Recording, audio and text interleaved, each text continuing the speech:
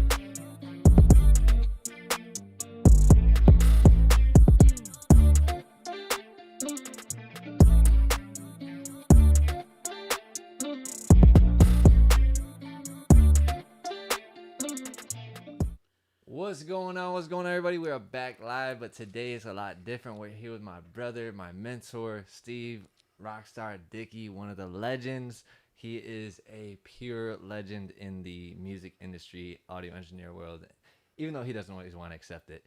But he's worked on crazy songs. I know you guys have been seeing me post about his credits, but we are with him here today. What's going on, brother? How's it been? What's up, man? What's up, everybody out there? How y'all doing? How's everything been with you? You been working on some good music lately? Yeah, got a bunch of new songs coming out soon. Doing a lot of mixing. For those of you that don't know, a little backstory. This is my room, my studio that I built with my brother Alex. I kind of handed off the reins to Dynasty here. Alex is taking over the ship full time, running the studio, and I'm going back to doing remote mixing, mastering, everything.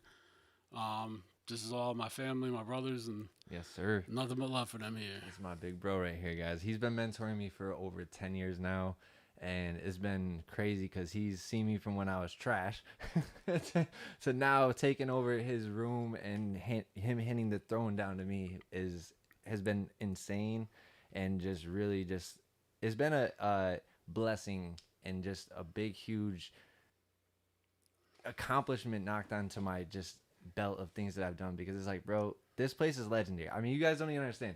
What are some of the songs that were done in this room? A lot, man. I did a lot of Fabolous stuff out of here. We did some of the Beanie Siegel AI stuff out of here, brand new. Still working on some stuff there, I think. Yep. Jesus. Man, everything. And then a lot of like my family and my independent artists and everything. I have all kinds of crazy mixes through here, sessions with them and everything. There was quite a few artists that I remember listening to because of this guy. Like I got put on to so many dope artists just by paying attention to what he was mixing. And like the one crew, I can't remember the name right now, but it was the producer and the rapper guy that I had their t-shirt. I'm trying to think of, they don't make music together anymore, I don't think. They had the one video with the light. I'm trying to think of what their name is, but I'm gonna go on your playlist right now and find it. They were so dope, and me and the producer ended up connecting, and he works now with Ken on Ken's like live streams and stuff. Oh, nice, dope. Yeah, so like it's so funny how small like circles are, because like I was on the stream with Ken and I see him, I'm like, dude, I was like, I'm trying to. It just totally blanked for me. Hold on, guys, one second. Let me find this, because they were a dope duo. Man, Ken's my brother. I learned so much from Ken when I was coming up. Ken's a good dude. Ken, man, that guy's a legend too. Like, it was funny because I'm gonna bring it up right now. So I was digging through my box the other night because I was thinking about this interview. I'm like, let me go through my CDs, because I know for a fact I got some albums that this man has worked on that I listened to when I was a teenager. And so I was like, you know what? Let me go and see what I got. Look what I found. Day 26, their first album they came out with. And I go into the credits. And now I didn't know this personally. I was unaware of this myself. But I go into the credits and I see, oh, yep, there's Rockstar. But wait, oh, Ken Lewis on the mix assisting. I was like, hold up. They mixed the songs together? I didn't even know that. That's how I learned all my cheat codes. Hey, there you go. Ken Lewis is a beast, guys. If you guys don't know, just go check him out. Mixing Night Audio. Shout out to the GOAT, man. But this was one of the first albums that I heard that my boy Matty Rich, who actually introduced us, he had done a lot of the recording and stuff on this, as I can recall. And he also did a lot of recording on this too, because this was during the Making the Band days. Yep. And this is when I was watching all the time. I was literally watching MTV, Making the Band, No Bitch Assness, all that stuff that came through there. It was one of the best shows as like a music creator to be able to see the process and see behind the scenes a little bit. What was it like being on that? Those I love the groups. I love the music. Probably my least favorite sessions. I'm not a big like public spotlight kind of guy. I don't like being recorded, videos and all that. So having MTV, they're all great people. Nothing wrong with them, but like I had to twist his arm to get him here, guys. Trust me. Yeah. I don't do many public appearances, but yeah, they have like huge lights, so the room is usually dark. It's usually vibe. The lights are hot, and like the consoles are thermal tripping. The computers are shutting down. We're literally running out of tracks and Pro Tools, which I don't know if kids know now. You used to be able to do that. Can you explain to them what thermal tripping is? Oh yeah, if a real analog console, if the room gets too hot or the control room gets too hot, the board shuts off to protect itself. So when you throw in a bunch of lights and tons of people in a tiny space, it gets hot. The SSL in the B room at Daddy's house used to thermal trip all the time with that, and yeah, not fun.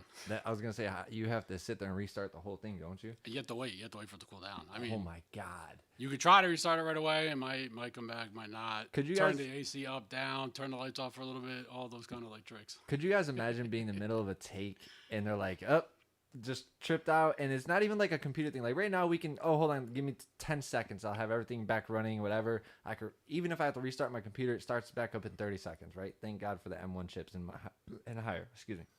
But you had to say, God, I don't know when this is going to work again. We have to wait a little while. And what was the average? Like, it was like 30 minutes, 40 minutes, like longer, or was it like hours sometimes? It would depend. And again, at that facility, we had multiple rooms. So if, depending on what was going on, we could just kick somebody out and there's filming, like, we're taking over. This is way you more guys important. are going somewhere else. Yeah, like, I don't remember it causing too much issue for them. It was issues for other projects, but just the nature of the beast when you deal with like real analog gear. Yeah, I was gonna say, to be finicky. And that's where you started, was with the analog gear, right? That was your start. A long time ago, I played guitar in a band. We used to record in Addison, New Jersey. I forget the gentleman's name in the studio there, but it was all to tape.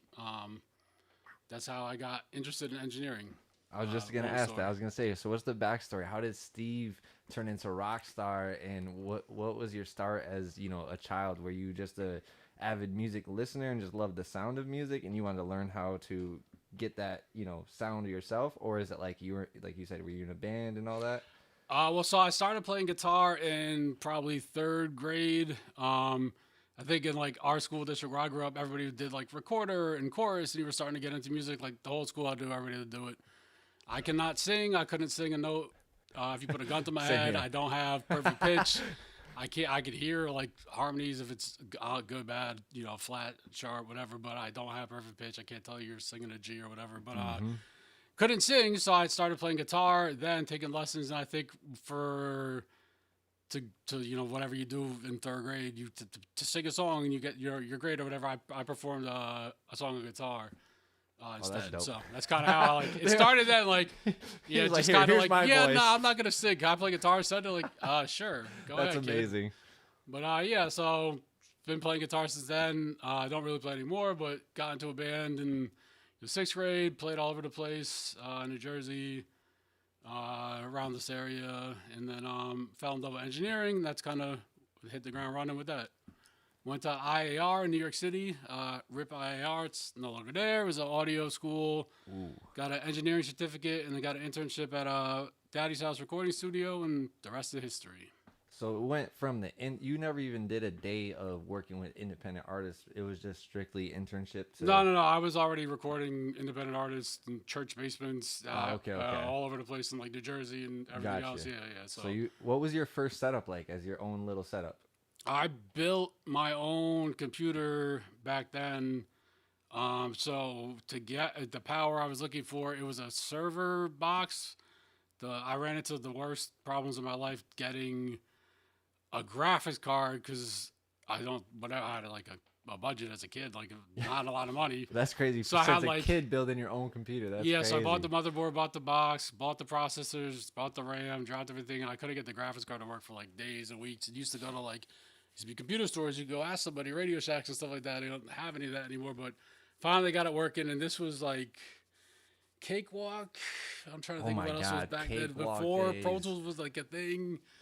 I think the first Pro Tools I got on was probably Pro Tools like 2 or whenever the first Mbox came out. 3 maybe. It's again that's so long ago. One? Yeah, the tall narrow blue one with the 2 knobs or whatever had on it, and the delay was weird, and you got to turn like the balance down on the thing so you wouldn't hear the playback, and it was Bro, that's so funny. I only know about that interface because my church ended up eventually getting one of those out of like somebody's like garage, and they're like, oh, we might be able to use this in like the little church studio, and I looked at it, I was like, that thing's not even compatible with the computers today. Like this is back in 2009 and 10, and I'm like, that thing's like from the 90s, early 90s. Yeah, that's crazy. That's when it was. It was late 90s when I was starting to get into all that. That's amazing, dude. And then so you went to IAR, and do you think going to school was a huge fundamental for your skill or just the network and opportunities? I think both. I still deal with a lot of people from IAR. Came up with some of them. The first boss I had at Daddy's House, Steve Dent, was taught at IAR. My brother Cornell came up with IAR with me, went to work at Daddy's House too, and it was good for the networking, and it was good for me because I had done a lot of audio engineering at that point. I had done a lot of recording studios as an artist and in a band and everything. So there was a lot of like knowledge I had that I knew it worked, and this was like learning the fundamentals behind it because I didn't really have a lot of that. Got you. See, and that's one thing I feel like I always say to people is like when I started out, that's what I noticed too, is I started recording in my bedroom with my friend on FL Studio, and then we went to Cubase, and then eventually to Pro Tools. But I started just throwing things on to see, oh, maybe this is what they do to make it sound good, or maybe this is what they do to make it sound good. And like I always had good recording senses because of doing live music and stuff like that, and having an understanding of like red is bad, don't have the mic going into the red, like that was the number one thing, you know. So I understood that side, but when it came down to like the fundamentals of like really setting up a session and organizing and like even buses and stuff. I remember when I sent Maddie a fucking picture of this session that I was working on because I had a lot of tracks, and I had Deverb on every single track, and he goes, bro, can you call me? And I was like, yeah. He was at Diddy's house in LA at the in the basement studio, and he's like, yo, I'm about to do a session with Diddy right now, but listen, what are you doing with all your deverbs? Are they doing different like settings or something? I'm like, no, it's just I just turned the percentage on. He's like, bro, you are killing your RAM with that. And I'm like, what do you mean? He's like, bro, create a bus, and he like walked me through it, and he's like, send now that audio to that bus, and you have one reverb running. And I was like, oh. And I was like, I didn't even understand that because I didn't know what buses did. And that's, you know, again, down to the fundamentals, even beyond just a program, like understanding how to patch, understanding XLR from a TRS, and you know, those fundamentals are so important. And I had to go back and like kind of reverse learn where like I already knew this stuff, but I skipped over this whole step right here. So that's where I feel like school definitely, I wish I had that in a way, but it's like I also know that it depends on what school you go to, because there are a lot of schools out there that I've heard of people, they do 2 years at a college and they're like, I barely learned a thing. We just talked about the science of like sound and audio waves the whole time, which is still good to know, but it's not something where like you can leave that place applying what you know instantly to a studio session. So how big of a transition was it going from being a musician to an engineer and not being the musician anymore? Like when you first started, because I know now it's a little bit easier. You can just kind of like sit back. I'm an engineer, but like before, when you're like guitarist and you heard somebody playing a guitar and you're like, "Ooh, that sounds. I could play that better."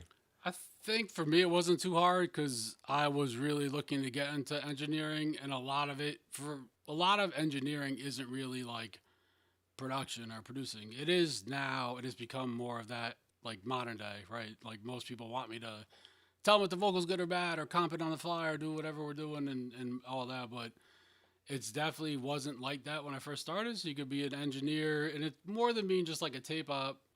For those that don't know, back in the day, there would be somebody that just runs the tape, rewinds it, plays it, punches it, and like so somebody else can engineer the session. Because you got one person there actually with the mixing board, where like they're actually checking the levels and stuff, and that's where like a lot of people misunderstand like live mixing in the studio session with like kind of just touching up in here and there, because back then you really had to live mix. Yeah. You know, it was going right to tape. You didn't have this session afterwards to go, here, let me adjust that guitar and stuff. Yep. So with that, after going through that and like knowing that, okay, I can now make all the changes I want when you got into Pro Tools or Cubase, or not Cubase, what was it? What was the first one you said you used? Nuendo, or I'm trying to even think what we have, a Cakewalk. Cakewalk, that's what it was. That's what I was thinking. So when you get into those and you see, like, even though then it wasn't unlimited tracks, it was just definitely you could go back and edit something if you need to. Was that like a sigh of relief, or you more like, damn, like it's going to take longer to create things now? Oh, no, it's much faster digitally than it was You think so? ever way analog, yeah. Because I ever had to cut tape? I definitely, that's what I was gonna say. Like the physical aspect, yes, but like the recording aspect of like the band or the song, right? I've spent 3 hours on a lead vocal. Yeah, I've spent days on ad libs. Right. Like, yeah. So it's like back then they would spend 2 hours, but they do 10 different takes of the song, and you cut which one's the best one. Yeah, right? I mean, but you can still do that now. It's just taste, and now you can move a little more efficiently because you can, in one session, without ever having to stop or rewind or change tapes. I have like all the drums on a playlist, and every time I do a new take, I'm just flipping a new playlist. I have a group all for like all the music, the bass, guitars, whatever. I'm just hitting playlists every time, and then they're all there, more or less in line. It makes it easier to comp it and edit everything. So, seeing guys, these are the things that. When I was younger, I was not using playlists. I wasn't doing comping. I wasn't even saving all of my recording takes. I wasn't even recording on a recording track. I was recording on every single track that you just dropped down to. And that made my sessions so much more messy. And him and Maddie Rich told me, bro, start doing playlists. Start doing a record track. Start dropping them down into where they belong and pre-naming your whether it's a hook lead or a verse lead, so you know where you're going. So you can separate things and understand the organization a lot better. And bro, those help me speed up so much more. What are some other things that you feel like engineers can do that will speed up their sessions that like you maybe observed by getting sessions and stuff? Get comfortable with the artist's verbiage. People will refer to things very differently. Somebody else's compress my vocals more is not the same as somebody else's. Somebody else's Facts. Give me more reverb doesn't necessarily always mean more reverb or might just be delay. reverb. Or, yeah, it might be delays. It might be other things. So knowing what they're looking for, and that comes with time and learning in general. But For sure. one point of the templates and the record tracks, I would highly, highly, highly recommend naming your record track something other than record. If you have folders full of folders, and every folder of audio files has a track that's called record, and then record dupe 1, dupe 2. If something ever happens to your computer, that hard drive, you ever have to rebuild any of that, recover it, you're probably not going to do audio.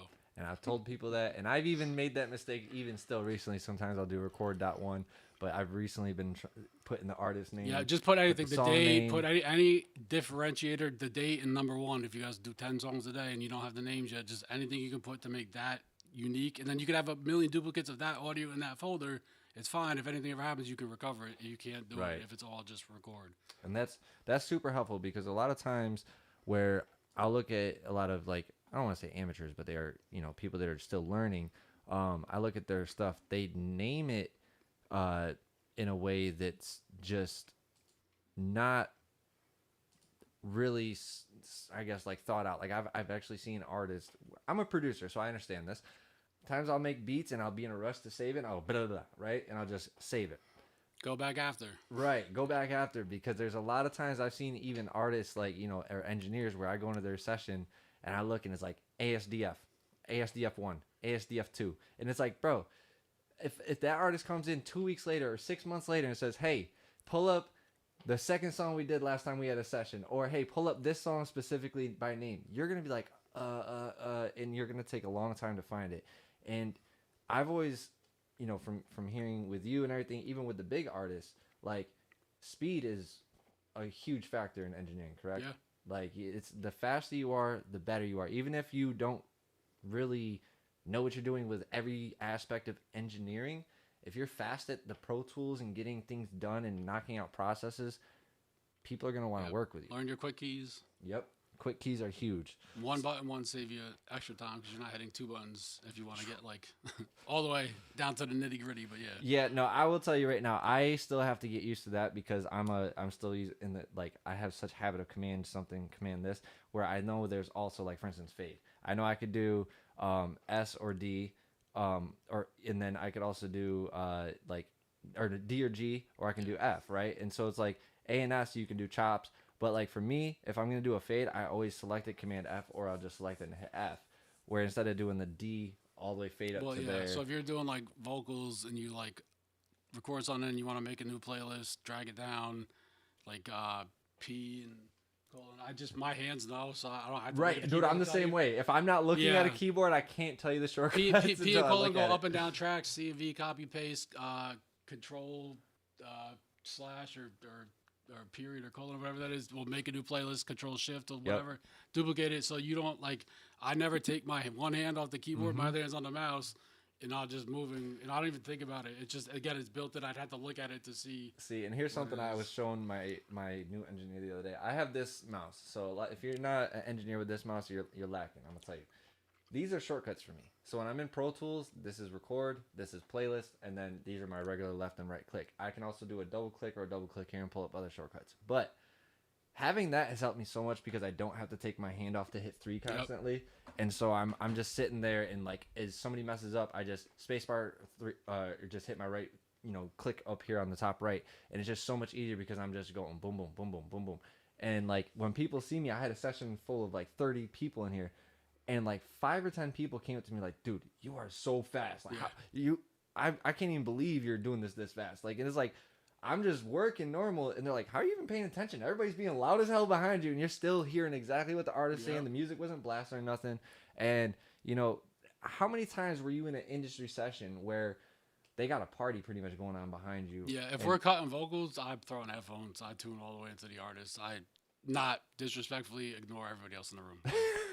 Not disrespectfully. So like somebody comes up and like taps me or whatever, hey, what's up? What's up? Yep, exactly. But yeah, like my job is that. Yep. So this is all cool, whatever. Like I'm here, I'm hanging out. But yeah, it's if they want to work in that atmosphere, cool, then I have to dial all the way in. And I think the headphones give me like another level of focus in that environment.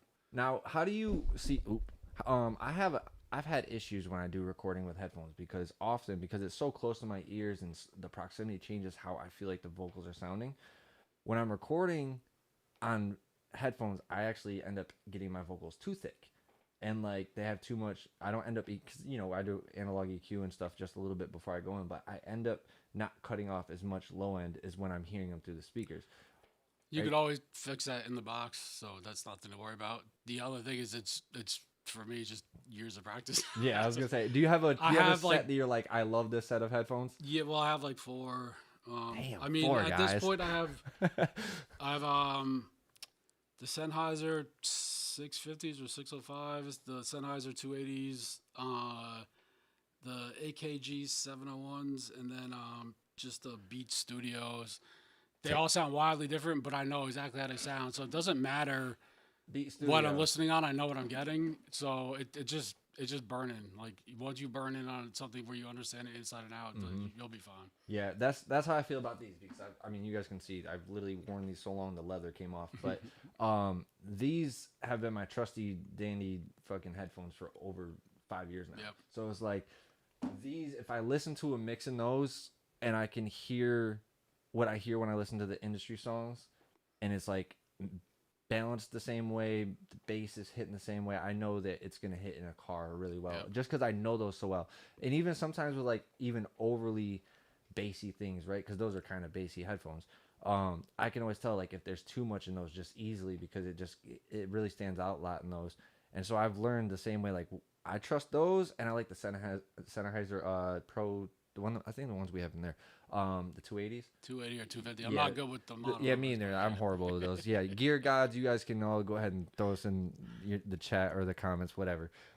So I want to talk about some of the legendary songs you've been a part of, bro. You've been a part of. Let me see, Pop That by French Montana, Rick Ross, Drake, Lil Wayne.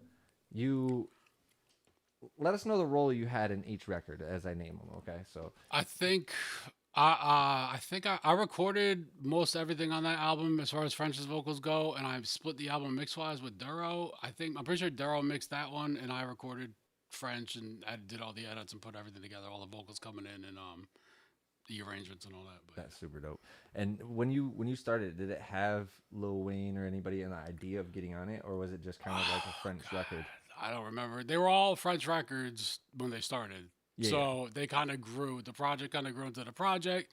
Then the features started coming in. Don't remember who we got first, but I think whoever we had on it would fed us the other one, if I remember correctly. But I don't. It's a long time ago. No, I was gonna say I'm trying to pick his memory from back when I was in either in high school or graduating high school, and I know that was a minute ago. But he's been working in the industry for over 20 years. He's even to this day still working with artists. That's the thing is like because he does so many records just like me, it's sometimes hard to remember like what exact song or what the process was because you've done so many by now. That it's like a lot of records, a lot of hours. Yeah, I was gonna say the hours. 22 years and probably 90 to 100,000 hours. So not a lot of sleeping. Yeah, and I don't even want to forgive my memory. I don't even want to try and compare with this guy with the nights because this guy's gone 3-4 days straight of sessions, no sleep, and I've only gone 2 days, so I can't even ever say that I compare to that. But all right, so I'm gonna do another French Montana song. Ain't Worry About Nothing. Recorded and mixed. Okay. Machine Gun Kelly. Let's see. One of my favorite artists you've worked with. That I've been a huge Machine Gun Kelly fan since even before General Admission in his mixtapes. But like General Admission was one of the ones where I was like, wow. He always, and this is the funny part is that album had a lot of rock influence in it. So when I hear people talking about, oh, he switched up to rock, I'm like, you guys never knew his real music because if you listen to that, even his first album or his mixtapes, it had a lot of rock influence on it. What was one of your favorite songs? Because I know you come from a rock background. Working on that, and it's a mix of hip hop and rock. What was your favorite song off that project to kind of mix? So for that project, there was 2 songs that came out before we dropped it. 2 of the earlier singles that I didn't mix, but the rest of it I mixed. I recorded everything. I just think I like that project as a whole. I think it flowed. It was well put together. It worked really good. It was fun. We did that at Area 51 in New York City, and I mixed some of that at my crib after the fact that we didn't finish there. So you were allowed to take mixes home to the crib even when you're on the label? Yeah, at that point, yeah, I was. Because you were further in your career at that point, right? Yeah. Okay. So I remember, seeing Wild Boy and hearing Wild Boy coming up. And I was like, yo, that song is wild. Like, it is hype, but the vocals sound so up front. And they're just, it was a rough and rugged sounding song, but it sounds so clean at the same time. How do you balance that when you're getting something that heavy, but you still want to make it like the Billboard ready song that it was? So that one, we did a bunch of records with Waka back then for even some other artists like French and everybody. And I remember, I think we recorded his vocals in Studio A at Daddy's house. He comes in just screaming on the mic. It's like, I was just gonna ask, bro, you got to back up like a foot or two if you're gonna be that loud. And then so we started cutting all the vocals, and they started coming out cleaner and everything else like that. And I think we mixed that on the SSL in the B room. Oh. So that was pure SSL mix, no Pro Tools. No, it was both. Okay. It was everything was hybrid at that point. Okay. So it's a lot of on console EQ compression, but then also processing in Pro Tools. Using the outboard gear and everything else. Dope. Okay. I was gonna say, were you using like analog reverb and stuff too? That's Reverbs, cool. effects, everything. That's so cool. Whatever I could get my hands on, we were putting it to good use. One of my favorite songs that you did was the song that he has with Jeezy. Hold on, shut up. And he did this thing, and I copy it to this day. If you guys know my mixes, you know whenever somebody says something like a chopper, I take this snare and I and put it in like triplets, right? He put a machine gun perfectly. He said, "Machine guns, I got one." Or he said, "Machine gun, we got one. Machine guns, I got one." And he put an AK just going off right behind him, but it was on perfect. Now, usually people just put gunshots in a song.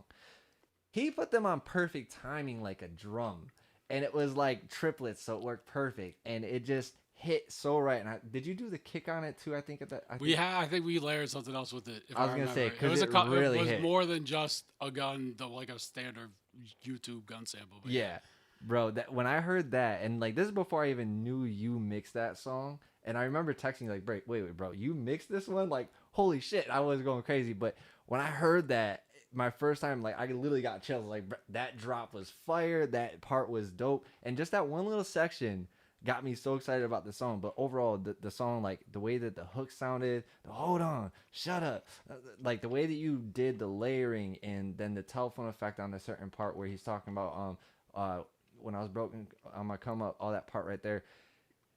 That's when I was like, wow, okay, so I can start kind of using different lines with different EQs and I started experimenting more after hearing that song. So like, thank you for pushing me always, even before I even knew my mentor. But that was like, I gotta say, what goes in your mind when you hear? Do you have kind of like a producer brain sometimes with drops and stuff like that, or is that more of like they kind of ask you to do that? I'm trying to remember how. So he has an amazing production team with Slim and Baz and Rook and all those Facts. guys. I mean, phenomenal. So I don't remember Shout how out to much the of that. EST fam. Yeah, how much of that came in as that, close to that, how much we did in studio together, or how much I did after the fact in the mixing process. Again, this is a very long time ago. Not a lot of sleeping, but yeah, I mean, if from a mixing standpoint, if I hear something cool, I'll always do it and send it to the artist. The worst they say is no, put it back. It's very easy. I usually have, again, playlists, or I don't like to have multiple sessions, so I'll like fly the whole session down later if I'm going to rearrange everything, because then I can just grab a piece and slide it back or move it around, and then every other change I'm writing, I can just copy and paste down further, or just grab all the section and paste it back, or whatever it is. So if you're in different sessions, it gets out of control to try to keep track of That's all that. another, dude. That's amazing, because that's the same cheat trick you taught me with clean mixes. Like, I used to always make a separate session for clean mixes. When I was done with the mix, I would go file, save as new, and make it the clean one. And then he's like, yeah, but if the person wants you to make adjustments on the regular mix, now you got to save that mix again and do the clean mix again. Import so he said, stuff. Yep, Yeah, and literally, so he goes, just duplicate the whole track about 10 minutes down your timeline. And he goes, mark it with a time marker, mark it as clean. And now if you do any level adjustments or anything, if you do automation, just copy it back over to the next part and you're good to go. Guys, that has saved my time so much when I'm doing clean mixes and having, artists giving me revisions afterwards where we got done with the mix and the clean mix is sent off to them. Hit me a week later. Oh, hey, can we actually add this or change this? And it's like, okay, yeah, I can do that. And now with the clean mix, I bounce them both, boom, boom, and done. Another hit record that you were part of, which is a historical record, is the Roc Boys. What part of that song were you a part of? And did you think it was going to be that big of a song as just like what it was for the album? Yeah, that felt like a big album when we did it. For that process, I would do all the production sessions at Daddy's house with Sean C and LV and Grime Music Team during the day. I just had the only hard drive under lock and key with a code to a safe that nobody else had. Not that it ever stayed there too long, because what I would do is I'd leave there, I'd go to Rock the Mic, I'd start prepping mixes and start mixing records there. Plus, other engineer at the time, Vic, will come and then take the mix from there and go with it. Jay and Guru will come in. I go to Chung King, a whole third other studio, and start the next mix over there. Damn, dude. Then we'd leave, and then again, they would come over there. Then I would go back to Daddy's house, and we'd start again. And it would be and like, how far are these studios from each other? Like, they're all in Manhattan. Oh, so they're right it's not bad. Daddy's house was 44th.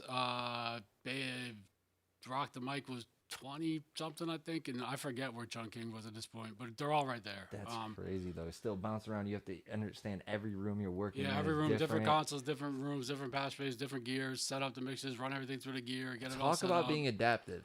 guys. Like, I mean, I've bounced around from like 3 rooms in one studio, but bouncing around from different actual facilities to a different facility where everything is different. You don't know if one thing's working one day, one thing is not, you know, like, or one day it's not. Because I know, especially back in the analog days, like, or not even just SSL main days, or it's like, one day the SSL might be working or all the channels might be working, then one day you come in a week later and half the channels are working, you know, because they had to do maintenance on them or something. But yeah, we recorded all the horns for that song, all the production, started the mix.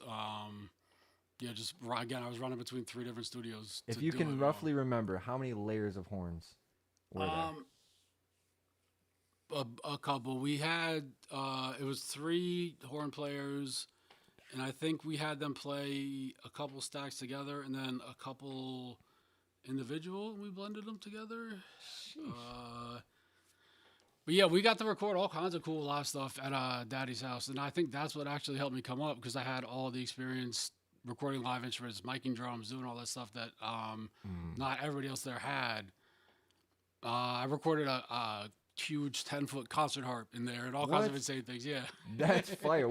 So what was the? I don't remember what the harp. I'm trying to think right now what song it was on. Oh man, it might have been MGK record. Really? Think what it was. Do you remember what mic you used for it? A couple. I close mic the strings, top and bottom. And then I had stereo room mics, and then I had a mono room mic all the way in the back that we did use it. We kind of like squashed it and crunched it and put it under the other ones. Oh, so it was more of an artistic taste for that one. Yeah, for what we had to do just to give it a little like grit and just like. That's really cool. Yeah. That's super dope. Like I never thought of like distorting. It's a big instrument and it makes a lot of like sound waves. So you have to be able to capture them all. So the room mics help blend the overall sound and everything into the closer mics. Yeah, and harps are honestly surprisingly louder than you'd expect. Yes, it's very loud. Like that was the thing that when I heard one for the first time in person, when I was younger, I did all city band and we had a harp with the orchestra that was there, and like I remember hearing it. I was like, I thought they were gonna be quiet, but they're actually surprisingly. I mean, you gotta think it's a long string, like 8 to 10 feet tall, and it, you know, every size. But yeah, I was so surprised with the size of those. The Gloria Estefan 90 Miles album, we did all the music. I recorded a lot of the music and production and stuff there, all like live percussions and all that stuff. Press play, we got to do John Blackwell doing the drums, who's Prince's drummer for that album. Wow. There did tons of stuff with Mario Wine. There's tons of live drums. Mario Wine is a goat. You guys, man. The goats that he's been around, guys. The guys that know this man right here is just insane. Like the names I've seen on credits, and I'm like, I know I've seen that name on credits. I've seen that name on credits. This man has been around them, sitting around them, talking with them, hanging out with them, probably out to dinner with them. Like that's so amazing. So I want to jump back a little bit, and so we kind of brushed over this, but your first days at Daddy's House Studios, right? Starting out as an intern, what was that like? Did you feel an immense amount of pressure and like not just excitement, but also like, oh man, I know Diddy's like one of the toughest people to work for in the industry. Was that a huge factor at that time? Again, I don't really remember. Probably. I'm pretty sure I was very annoying and always annoying all the other engineers. Like, yo, guys, like if you need to go out and like get a smoke break or whatever, I can do the session or I can do the edits for you or whatever. And I was an engineer for a couple of weeks, just running around getting food orders and everything. And then I don't remember who it was first. They went out to like dinner and they're like, oh yeah, we'll be right back. They had me finish the session, didn't come back. The next day, I think 2 of them left, and they're like, yo, hold down both our rooms. I was like, okay. So just running between 2 rooms. Oh, my goodness. I think, like, later that week, they all just went out drinking at the bar, and they're like, yeah, you got it. It's like, okay. So now I'm, like, running in one room, and, again, this is, like, before okay, yeah, producers were, like, making beats on, like, laptops. So it's, like, MPCs and MIDI controllers. Yeah, and they're like, yeah, we got the beat, like, sequence, and we want to dump it to Pro Tools. And they're doing it, dumping it to person in the MIDI rooms writing, like, hook references. They're like, yeah, we're ready to go. So running there, recording the vocals, and somebody in the other rooms, like, a main artist, like, yeah, we're ready to do our vocals now. It's like, all right, go in there, and like circling back and forth. So that's kind of how I earned my stripes there and proved that I could actually do the job. So he started with multitasking. See, we were just talking about multitasking. This man started with multitasking. Jeez. So that process of doing the internship, you were there in your actual internship is unpaid, right? Yeah, unpaid internship. This is how long did it last? I did it after the school program ended, and you couldn't get your certificate or your whatever they gave you, diploma or whatever, till you completed your internship. So I think I started in July-ish, and I was an intern doing. I was an intern for like again like the first 2-3 weeks, month, and then I was doing sessions from like August, September till like December when they hired me. So. Oh wow. Yeah, I was getting to the point where it's like I was calling out of like my pay job that I had at the time, like to go in and do sessions. It's like, but yeah, they did right by me. So amazing. yeah. So, do you remember your first big artist you worked with? Like, what was the first? I think 8 Ball and MJG as I was still an intern. That's and, crazy. What is I trying to think? Something funny. They were trying to have me loop up the beat, which was fine, but they counted it at like halftime, so they kept asking me to loop up like 8 bars, or they wanted 16 or whatever. And it was just a funny like moment to like figure it out with them. And then they could not get a cab in New York, so I had to run down and get them a cab afterwards, which was like the awkwardest thing ever. That's crazy. So you had to go down and flag down the cab for them. That's crazy, bro. So no cabs would stop. 8 Ball and MJG though. They were too scared of them. New York City at its finest. I was gonna say, was it middle of the night too? No, it was. They came in that first session. I feel like was in the afternoon. It was like I feel like it was light out. Oh, okay. Which probably wasn't helping the cause there. But, yeah, they probably like scary as hell then. Yeah. So, what was the like first session where you're like, oh my god, I've officially like made it, like as an engineer, or even the first moment you felt like that? I think when I finally got hired. When you finally got hired as just. I think yeah, you're doing it. You're there. You're doing it. It's like is that it? It's like it's just be like, all right, man, good internship, thanks. It's like, or are you gonna get a job? So yeah, I got hired, and I think that was it. Like, all right, but then I got hired a little bit before Matt, and then you were so busy. Like I was just living at the studio. We were just sleeping on the couches. Like I had I lived in New Jersey at the time before I even moved out to New York, and I have like a car and I have like a bag full of laundry, and I just have the other interns doing my laundry because there wasn't enough time to go home. That's like crazy. So just jocking my car around alternate side park and everything, trying not to get tickets and having living there. I probably lived at the studio for like a year or two before me and Matt finally started everything. And we were like, yeah, we gotta go get like an apartment in New York because this is like too much. He lived there too. That's amazing though. That's dedication right there. Like I remember my first studio job. I was sleeping in the studio 5 nights a week, and then I'd go home for 2 because my mom would call me like, "Where have you been? You haven't seen me or call. You haven't like." She would call me freaking out like, "Are you okay?" And I would be like, "Yeah, Mom, I've just been sleeping at the studio. Sorry, I've been working so much." I would go from McDonald's back to the studio, sleep, and then go back to McDonald's. It was like, dude. But this is like, the independent rap studios where, I was just learning from being in the seat. But I couldn't even imagine my first studio job as like, graduating in college, being at Bad Boy Studios and working with major artists like that. Yep. I would have never thought it for me either. Like you were what, 20, 22? I was like 19, 20. Damn, that's crazy, man. So, I want to ask this one. People see the plaques, but they don't like see the years before all the plaques. What did those years really look like outside of just like we just said, sleeping in the studio? What was your first plaque and like? Wild Boys might have been my first gold record with MGK. I'm trying to remember. Yeah. Wow. Because right after that, or no, was it? Or maybe that was my first gold mix. So maybe the Making the Band stuff was the gold and platinum before that, and the Jay-Z stuff. You could look up the years when the stuff came out. I don't remember the order anymore. But coming up in that environment made it like easy to get on like bigger projects like right away. So I was earning my stripes in that field and also earning achievements at the same time. Yeah. Lasting that long there and everything else, I guess, is a testament of the quality of the work that we definitely. were doing. But yeah, it was. I probably had plaques within like a year or two. So there wasn't much starting without it. And a lot of those projects we worked on when I was starting didn't come out for like a year or two later. I don't think people realize how much stuff gets like recorded. Like nonstop, everybody's just recording all the time. Records are getting mixed that never come out. A full-time artist is a full-time artist. So like lots of stuff gets done, and then it doesn't come out for like years later, or a year later, months later, decades later. But yeah, that's crazy. I could see now. I have times where independent artists like take their time of releasing things. I'm like, okay, I understand it. And then I've had times where people rushed me on a mix and then never released the song at all. And I'm like, bro, first of all, you were all over me asking me to hurry up, hurry up, hurry up. Then I give it back to you and like, I love it. I can't wait to drop it. And then it never drops. And I'm like, why? I love that mix. Like, that is actually one of the mixes I love, and I can't even show it off to the world now because it's not out.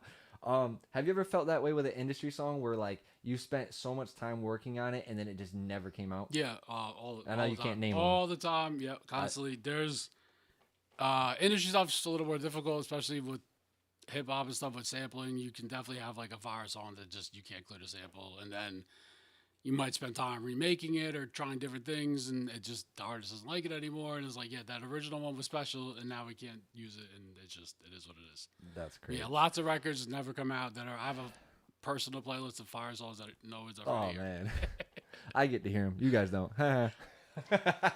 But I'm just kidding. I'm just kidding. You never know. He might one day make a random account and just start. Or we could link up with Big Punch. You heard you know what Punch did to Fab, right? No, what?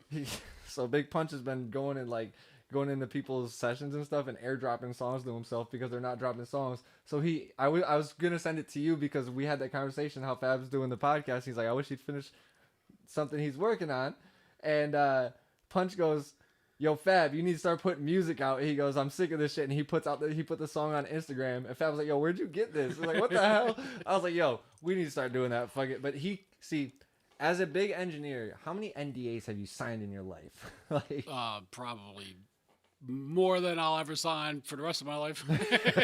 because bro, every song pretty much you worked on was an NDA from the start. Not really. Not everything's an NDA from the start, but when you start working with like projects and teams and like whatever, like you're signing them. I'm signing releases for videos. Everybody records everything all the time, and I've signed so many things. I don't know what it is. He just sits there and just go ahead. He could have accidentally signed his life away on accident one day, probably. Yeah. So we got a couple questions I see over here. I just want to get to real quick. How do you feel about sending sessions with your plugins on it? I already know the answer to that, but I have no problem if somebody's still working on it. I'll send you whatever exactly this is. If I'm doing this for so long, I have issues where people ask like a year later, 10 years later, whatever, like, yo, we need to like make an edit. So I try to print or commit everything now and send it out as is. Future proofs it. There's no issue with a version control or a plugin that doesn't exist anymore or something that can't load on a newer system or whatever the case is. I try to commit everything and send it. I was going to say, that's an issue that I've had where I just had a similar situation with my artist Sigroy. We had songs that we did 5 years ago or 4 years ago, and I wasn't on an M1 system. I was on my regular Mac, and Ken Lewis recently signed him to a sync company. Yeah. So yes. Right, there's nothing you do that I haven't seen. There's no setting you have that haven't done or have or seen or done a million times. So there's not a template that you think is unique that it doesn't exist. I've seen them all. Mm-hmm. And the other thing I want to ask is like, well, what do you do when, like, say for instance, I had this instance. I had a plugin that I had that isn't made anymore. I couldn't find any installers for it.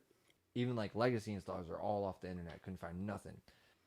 But there are similar plugins to it. Like for instance, the thing that I used was similar to like the Shep's particle thing that's like the parallel particle, whatever it is. So I used that instead. It had all similar controls. But what do you do when that type of situation happens and it was like something that's like very, very, because that's a huge reason why I should have committed that to, especially because it was on like a kick drum. So it's like that loses that punch and feeling, and now I can't find the plugin that gives it that same feeling, especially when they're like that one knob type plugins, you know.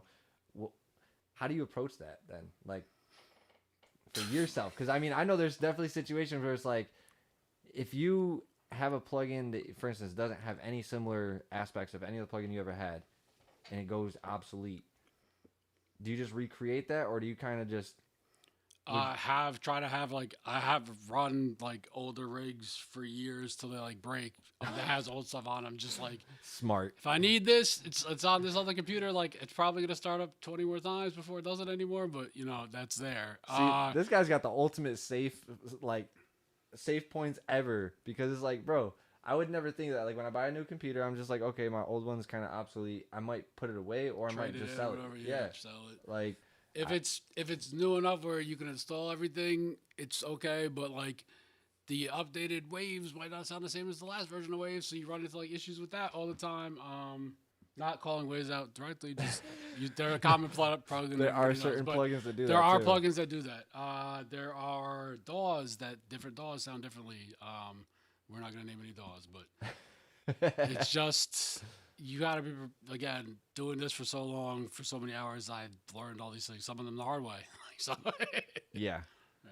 So, all right, I want to jump into a couple of the big records again too, though, and I want to ask a few other questions about these. So, you have one of my favorite albums, Bloom, that you did with MGK, and that was like I think that was his last real like rap-ish album, right? Because like the Hotel Diablo was after that, right? yeah, That was more rock rap, I guess. mix. Yeah. You know, because like the whole Trap Paris and stuff, like Mhm. even the Gunner and stuff, it had a little bit of a rock effect to it, but it wasn't like it felt more of that. He was chasing that Billboardish sound again. With that song, with that album, you did what 9?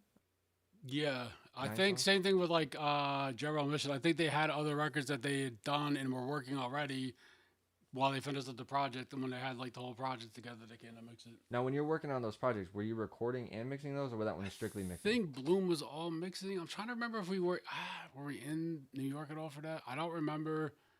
I'm pretty sure I didn't work for Bad Boy anymore at that point.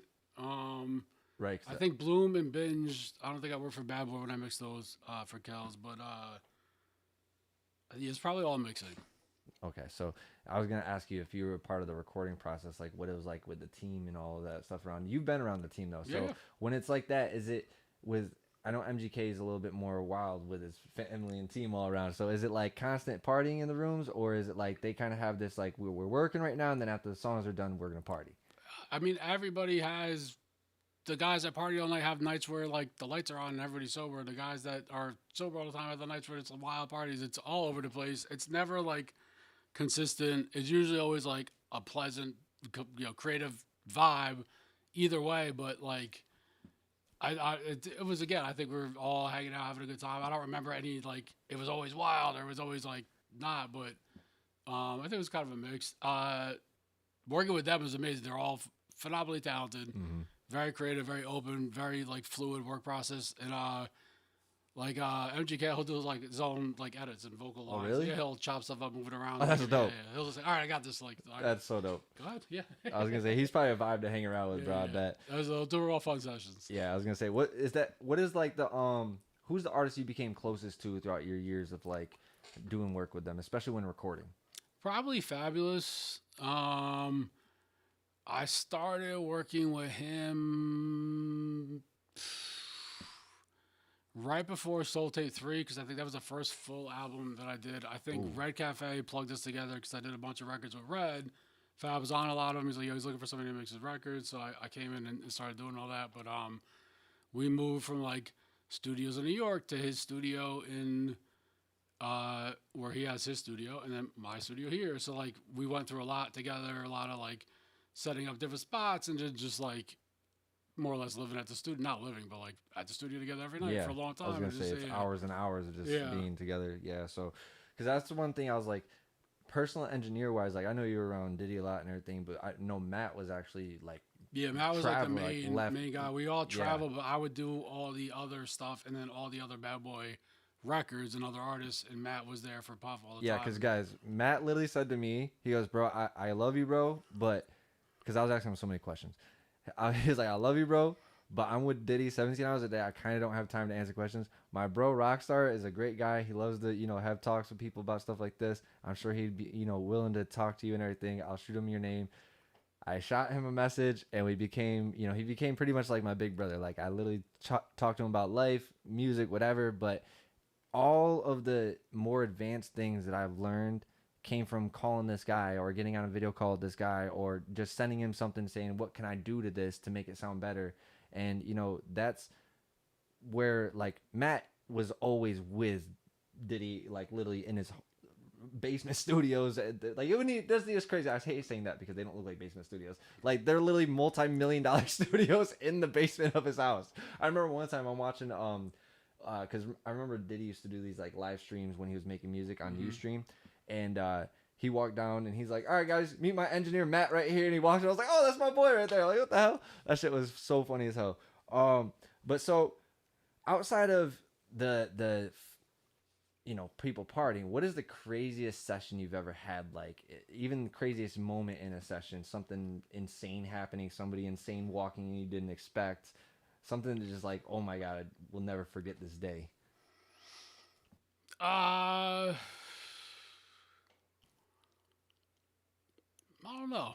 And this is There's something a you lot can of, actually like- tell on YouTube. Sorry.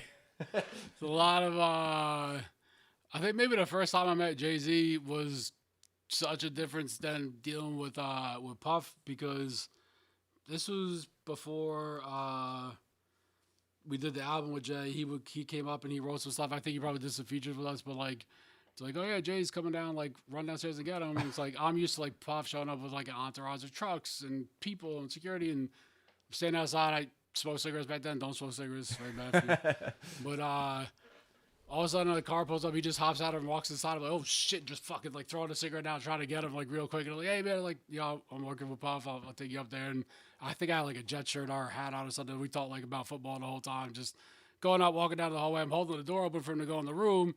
And then like he's just talking to me. We just finished our conversation. And he goes in and I can see like everyone in the room is like looking at me like, yo, why is he like, it's like they're waiting for Jay-Z to walk in, and here's me talking to him, and he like again, man, stand up, good dude, just finish this conversation and went in. That's so like, dope. Probably get like yelled at in there. That's so dope though, bro. Like that's like, when an artist is a stand-up person, when like they don't act like a celebrity around the people they're working with. Like when I worked with Chef Robert Irvine Jr., right? He came in, he shook everybody's hand, had a full 10-minute conversation with the owner of the studio and everything. It was super cool. And he's a celebrity chef, and it was like, this dude's on TV all the time. He's probably got a schedule. But he was just like having great conversations with us. And then when I worked with Adrian Brody, like even him, it was like, it was great. He brought his mom into the session and she hung out with us. She was taking pictures of the whole session, and she's a world-renowned photographer. So like that was so cool just to see how down to earth he was. But like you see these people, he pulls up in a regular pickup truck. Like you think like, oh, he's a multi-millionaire actor, A-list actor, but celebrities in the rap world are different though. They got to keep their image, so they got to pull up fly. Jay-Z, I've heard, always pulls up with like 5 to 10 security. Was that true with him? Did he have any security at that time? He was not. And again, I don't know where he was coming from, what he had to do after, and it's different. Those times are different then too. But yeah, I think his driver security guard like let him out. He ran right in before I could catch him. Oh, that's crazy. Just like, yeah. So he might have had the one dude with. I'm trying to think who was with him back then, but yeah. Daddy's house is no longer in New York City, right? Yeah. So where in New York City was it?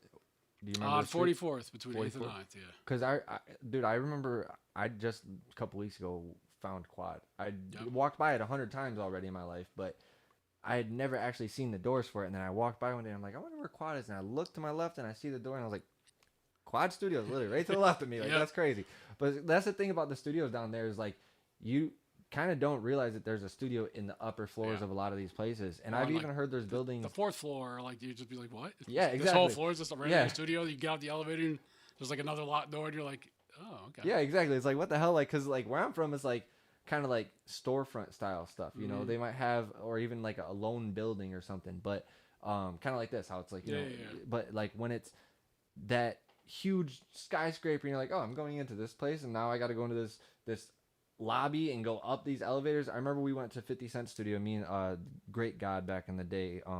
He had an interview with Jack Thriller, and so we went up to one of 50's. It was like a small studio, like our Studio C, and we did the interview with him, and like we had to go up this elevator and then into these like freight hallways where like they take like trash, and it pretty much like it looked like a back hallway of a mall. And I was like, where are we going? And then like, all of a sudden you take a right and it's like 2 studio rooms. Then you go down the hall more, there's 2 more studios down there. And I'm like, nobody would even know that this is a studio in here. And like, it's not advertised that or anything. It just said G Unit, something. It wasn't even studios. It was just G Unit something. But that was my first time in a New York City based studio. And I was like, this is so different. Like I couldn't even imagine like being new to the place and walk around trying to find the studios as like an intern or something. Like getting lost in there would probably be hell. I couldn't even imagine. How many times did you get lost in your internship at the places? Well, yeah, all the time. Somebody's like, "Yo, go to the studio at like 4 in the morning." You're like, nobody's in the building. The doors are locked. You're like, "How the fuck? How do I get inside? Like, I don't even have anybody's like phone number to call." Like, That's you horrible. call back, you're like, "Yo, tell them I'm downstairs." That's horrible. Oh my god. If you could relive one studio session in your career, which one would it be? I know there's been thousands. So.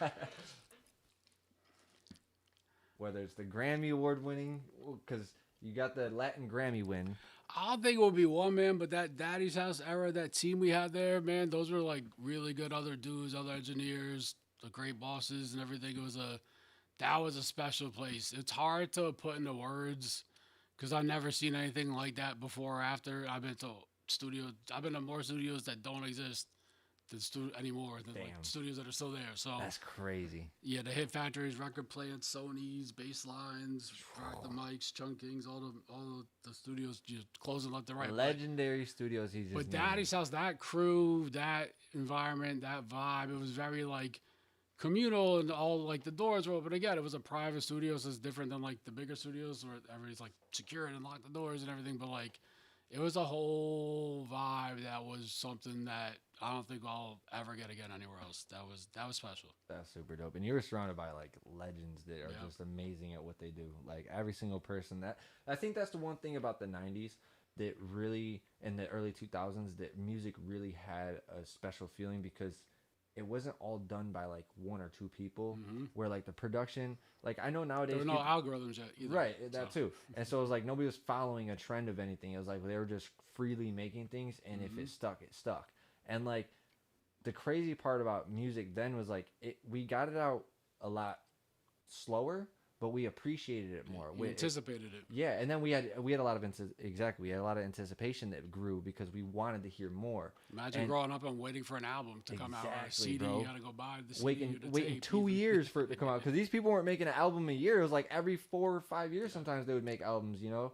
And so, with that in like changing so fast from being the industry that it was, then I'm going into the digital era, and you've been through all three, so. The super digital era is what I call it now because like nobody, I mean, they're trying to get back into physical stuff, but it's kind of hard because consumers are so glued to this that they're like, well, I don't have anything to play. If I buy it, it's just gonna be memorabilia. Well, I think vinyl sales are still going up and up, and again, I forget the percentage. Somebody probably knows it, but the percentage of people that buy vinyls, it's like a insane percent that don't have the capacity to play them. So they just want the tangible. That's what I'm saying. Asset to hold because they don't have that. They don't own anything anymore. You pay a subscription service for a license to a song that they could take away at any time. So having something tangible to hold is special. Yeah, and have you noticed personally like because like back then like I was saying in the 2000s and stuff, like you had somebody who was amazing at keys playing the keys. You had somebody who's amazing at guitar playing the guitar, amazing at either programming drums or playing drums, doing the drums, right? And even if you were gonna then take those drums and have a producer sample them, those differences of having these are recorded drum shots that we did and then that person chopped it up versus they just went on Splice and just kind of found a couple of drum shots and whatever Same recycled exactly that are also used and over processed and exactly. And so do you feel that we're getting back to a point where people are trying to do that again? Yeah, I think we went through a phase where everybody was chasing like the next sound and the next thing and the next we're using loops and doing it easy and fast, and there's nothing wrong with any of that, but like make it unique. If you go get a loop from Splice and you don't do anything to it, then 8,000 other songs are going to come out. Then you have trouble releasing the records. As a whole other issue. But if you take it and like chop it up, arrange the order, add more things, it influences you to make something new with it. Is kind of like where hip hop and like sampling came from. You took somebody else's record and made something totally new with it. You didn't just drag it and drop it and that was it. Right. So. That's what I always try to tell people. There's a huge difference between sampling and taking, like, for instance, say, like, the piano loop of a song and taking the 4 bars and just looping that over and over and over and over, and then taking a drum loop and adding that and putting that over and over. That's way not even close to what they were doing when they were finding literally, like, if you go back to Premiere, he'd take 4 or 5 different samples from different songs, melody-wise, and match them up and combine them to the point where it makes this one melody that you think is one master melody, and then he's got drums from 5-6 different songs. And even if it was like this little hat loop that like they had, he would use that, but then use a snare drum from 2 other songs and use a kick drum from another song. All the little like imperfections and differences in the what they had back then to like stretch things and process it made those records have like grain and texture that you don't really get now. Even with the better technology to do it more efficiently, you lose a lot of that like essence almost, or like tangible like. I think Why did that sound different then than now? Like that's it's like the what art is. of it is gone though. Yeah. Like it's like if you were to take like for instance, I would compare it to this. Like if somebody takes a paintbrush and paints on paper or on a canvas right here, versus if I take an iPad and I take a stylus and I just draw in Photoshop. Different tool, different results. It's the same process. I'm painting, but it's not the same actual effect of how it feels and how it looks to the person that's receiving it, right? So that's where I feel like when I watch people do like the more old school process MPC stuff and then they put it into their songs, I'm like, man, there is a grit that even if I were to throw saturation on something in a mix, it's not going to give it that same MPC or any type of drum machine sound that's necessarily coming out of there. And even I've even come to find, like, after doing this for years, the older the units are and the chords and stuff like that, they start to even get their own sound from there. So it's like you might be getting the actual sound from the bad components in it that are just kind of like dying a little bit, extra crunch. So it's like that's the other thing too, is like you can't do that with a plugin. They're trying to do plugins like that where, like, for instance, the RC20 plugin where you can create all that weird noise, but No, I don't like, so to that point, like I think there's still talented people out there that can maybe, again, the weird nuances and all that aside, can make phenomenal music with all digital environment, all the plugins, all that stuff. I don't think that that's lost or anything. But again, I think the ease of how easy it is, you lost some of that like art or mastery that went into that gave you a lot of. It's like everything's like here, like to your point, like the best keyboard players and the best drummers and everything, and it's like now it's so easy, everybody can do it, but like exactly, you're still like not here yet. Exactly, and it might sound quality wise, and people. And this is the thing I hate was like, well, my music sounds better than the '90s music. Quality wise, yeah, sure it can, because you have more high fidelity recordings, you have more high fidelity systems and stuff like that, right? Better sample rates. The technology is actually better, but the musicianship, the writing, the actual like music itself, the feeling of it, I don't get the same feeling that like when I listen to like new artists now, it's like one in every maybe 15 where it's like, okay, I got that feeling that this feels like good music, right? And then even with like big artists, I'm not just talking independent artists, I'm talking like you could give me a list of 15 to 20 independent or famous artists to listen to, and probably one or two out of those 15 I'll feel like, oh, that was some good music. Other than that, it's just like blah, blah, blah, words coming out and it doesn't have emotion to it, or the music just doesn't have feeling to it. Nowadays, with the quantization and over processing, and especially because people rely on plugins to make the sound, they rely on the computer processing to give them that either the creativity sound that they want. Like for instance, I remember hearing about people back in the days, they would take freaking SM57s and spin them, so they'd get this whirling noise when they're recording a guitar amp. Nowadays, it's like, okay, I'll put Brower Motion on, like. No, it's not the same thing. It's really not. It just, that's the whole physics of how they're doing this and why they're doing it. It's art, it's creative, and then it's also, in a way, creating that uniqueness that we don't have anymore. Because nobody's going to know by listening to a certain record that somebody was just spinning the microphone, but it gives it cool sound, and that's unique, So, how do you feel not even how do you feel. What do you think with young engineers is one thing that holds them back from achieving the sounds that they're looking for? Probably trying to rely too much on the plugins, and not in a sense that you shouldn't use them, but your mic should sound good going to Pro Tools with like no plugins on your recording track, right? Like if you don't have that down yet, then you still have like work to do. And Facts. Again, that's sometimes out of your control, sometimes it's the environment, sometimes it's the studio, and sometimes, but like you can do things. You can like throw an EQ on, throw a roll off on, like put a blanket in the corner of the room to trap out some of the dead space or reflections. Whatever you got to go on is worth investigating that a little more, because you learn more about the audio and the process than just like trying to slap plugins you saw on YouTube on something and see if it works.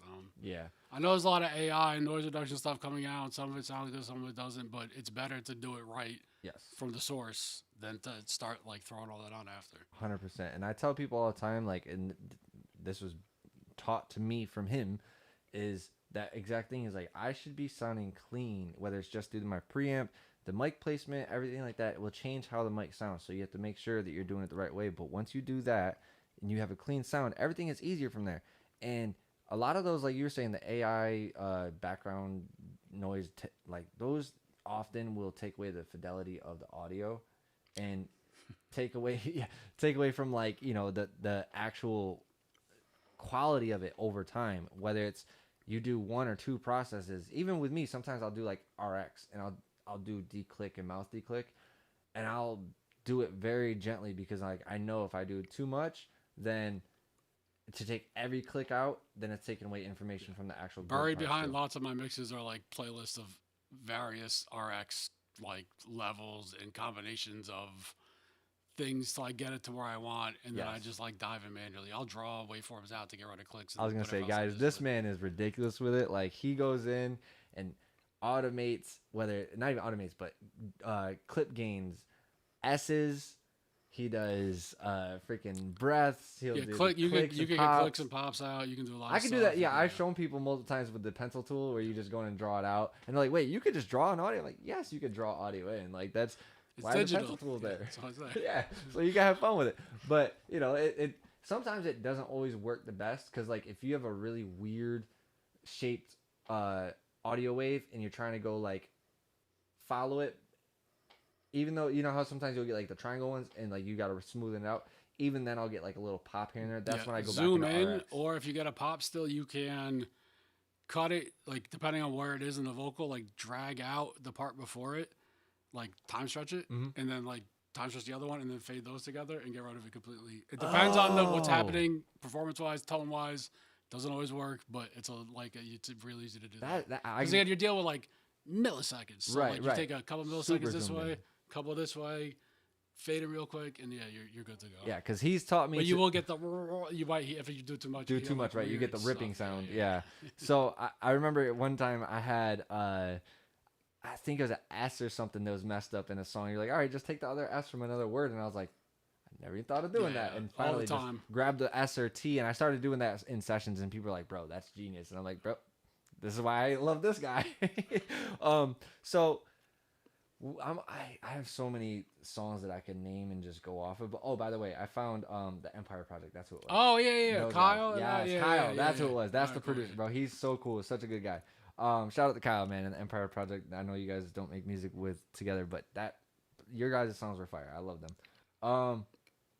So what do you feel like, besides the technology, has changed the most since you started with engineering? And I'll say this. I'll put it in a couple categories for you so it's easier. What do you feel like has most changed with quality expectations and also session flow since you started? Session flow's not really too much different. We had to be fast no matter what, or I probably would have not been doing this anymore. So the speed and everything has been the same. I think as I grew in my career, not that I get longer to do anything, but again, if I'm like, hey, let's explore like this, it's taken like more so. Like, so I can like maybe get away with stuff like that in a session if it's something worth like looking at. And again, you know these artists for years now, and you've done a bunch of work with them. It's easier to do, but right, that the quality wise, I mean, there's songs that come out now that are just like straight distorted, and just songs that come out that are like completely washed out, and it's hard to hear what's going on. And I mean, some things are a vibe, some aren't, some were there for a moment and they aren't. I think songs don't last now. If you like, so many songs come out, they're like dope, and then nobody's listening to them like 2 months from now because the next thing came out. And it's a weird thing to be in, because like I still like that song. Like, yeah, exactly. I still listen to it, but like I don't hear it anywhere anymore, right? Like, it's like, why like it's not up to me, the marketing and all that stuff, and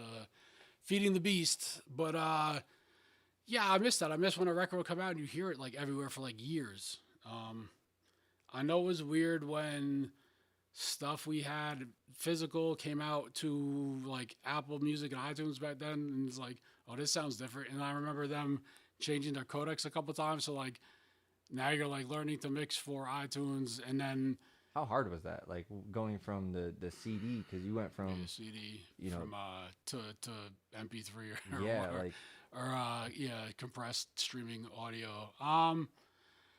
It wasn't too hard, but again, it's like you get used to it, and all of a sudden they change it. And you're like, why does this song sound like this now? And it's like, oh, I guess they changed like their playback codec, and you're like, Yeah. oh, okay, well, never I noticed guess- how much that would change. Yeah, it. how much that changes things. Now everything's kind of been similar for the last couple, years, but early on it was a wild swing. See, that was the thing that I never understood was like when I was first going into this, and like how if you go into like for instance Ozone, right? Mhm. They have the dithering thing, and then you can go into the codec and listen to how it sounds with the conversion, and like you can see I think it's the bits that it takes out and stuff like that. Yep. I wasn't until I seen that, I wasn't understanding exactly what the conversion was doing at first, and then because you can solo and hear just what is delta, the delta of it, I was like, oh wow, like that's taking a lot of like the first of all the fidelity of it, the fullness of it, and the bass really lacks, and it turns it into this like really sometimes flubbery sounding thing if it's not mixed right. And MP3s, like I always tell people, even now to this day, when they download like say for instance somebody downloads a beat from YouTube or whatever, I'd rather, because I get a lot of people where they'll and as much as I hate it, will download it from YouTube to test the song because they don't want to buy the beat until they know if they love the song. So we'll download the beat, but what I do is I'll download the MP4, because when I used to do the MP3s, I'd always get either little weird clicks pops, and it would also make that fidelity really bad. But then you always have this weird, intro little empty point. So I started doing the MP4s because you can, of course, import the audio from MP4s into Pro Tools, and it always was cleaner, sounded more like the Wave, and even when they got the track outs and I listened to the Wave with it, it sounded a lot more like it, and you don't have to deal with that little first little chunk. That's a funny none of my sessions ever start at like 0 or 1. I always start on like bar 9, 13, 17, and the reason is because that was annoying. And when we were starting out, before you had like the MP3 thing, you had like the MIDI offset from an MPC. So like it's like I need everything to line up, especially the MPCs didn't really lock to like the first loop completed, so you always want to get like 2 loops out of it. How did that so work? You could take the second loop and then use that wherever you were like flying stuff. So you would run the MIDI at like an actual like the 5-point like, MIDI cable, out into a MIDI receiver, and then that would run in. So it would come in as audio though, right? So well the MIDIs. So I'm running Pro Tools as like the master and it's driving the MPC. So we switch tracks and then I'm recording it. It's recording at the same time every time, but it can't hit the one like. Because the MPC's programmed to play from bar 1 beat 1, so Pro Tools does that, but it's offset a little bit. So you have to get like that first loop, wait for the one to end, and hopefully the producer doesn't stop it right away because I need the second loop's the one you want, because it would be fully synced back up and you can get a full clean loop. That's especially if crazy. There's like tails on like the sounds, you also want like the tails and whatever. But it's just it was that. So like we would dump everything and I'd move it over because I also want the ability to make an intro or to do anything else and not to like. It's a space that's just there. And now Pro Tools, when you get a song, somebody downloads it, sends it to you, I just go find like the downbeat of like the one where you can see the drums, map it out, make sure the tempo is right. But that's on like 13 or 19 or whatever, because it's going to be an odd bar, so it always aligns just like one. When you look at the grid, it makes sense. 100%. I always tell people you got to add that extra bar. So if it's an 8-bar intro, you're going to end up having the beat drop on the 9.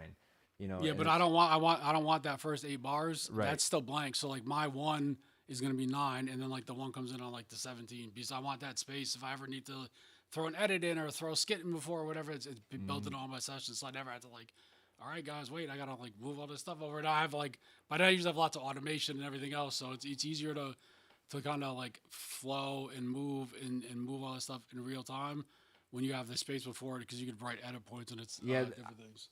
That's genius, because I always. It's like, for instance, somebody will call from jail or something, and instead I'll have to hurry up and fly to the end of my session, hit record real quick. Where you have it empty in the first, you can just hit return, record, and like. Well, I have markers for the top. Again, quick keys. If you're, if you have the number pad on your keyboard, period 1 period, we'll go to the first marker, period 2 period, second marker. So like I could fly through my whole session like that, and depending on how it's arranged, I'll know 9 will be like the third verse or whatever it is, and I have one for the end. So if I ever need to get to the end quickly, I just fly to the end of the song and just blank space. But yeah, it's Smart. yeah. See, guys. See, and I didn't.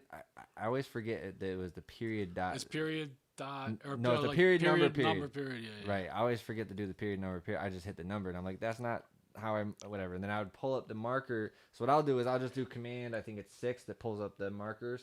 And I'll just click on them. Yeah. So that way, Same thing. yeah, it's the same, pretty much same thing. So what is one thing that you hear in songs today outside of distortion that screams amateur engineer to you?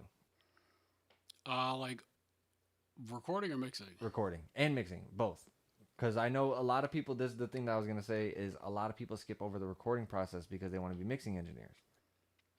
Yeah, bad vocals is usually like a clear sign. Just like you could tell they weren't recorded right, and then whoever mixed it had to struggle with whatever they got sent, and it's just overly bright vocals that don't necessarily need that are just like bright and not pristine is another one. Constantly hear a lot of that.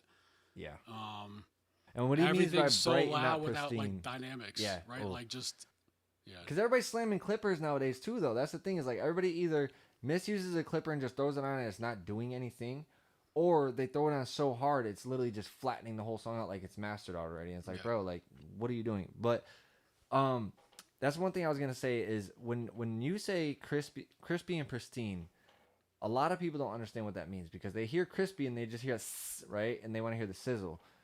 Can you describe what you mean by pristine with that? Because I feel like that's misunderstood a lot with the audio world. It shouldn't hurt your ears. If you turn it up loud, it shouldn't be like when the S is hit and like the high parts are hitting. It should be sound pleasant at a loud level. That's the easiest way I can describe it. It's still gonna be, give that brightness. You're gonna still have the you top want to hear end. the brightness, and it wants to like sizzle and sound beautiful Yeah, and you want that sparkly, sizzle but you there. don't want it to be like abrasive and harsh and like hurt you. Like Exactly. I tell people that all the time, and I always try to tell people like you can have it crispy, but still have it like smooth in a way that it doesn't hurt the ears, and that's 100%.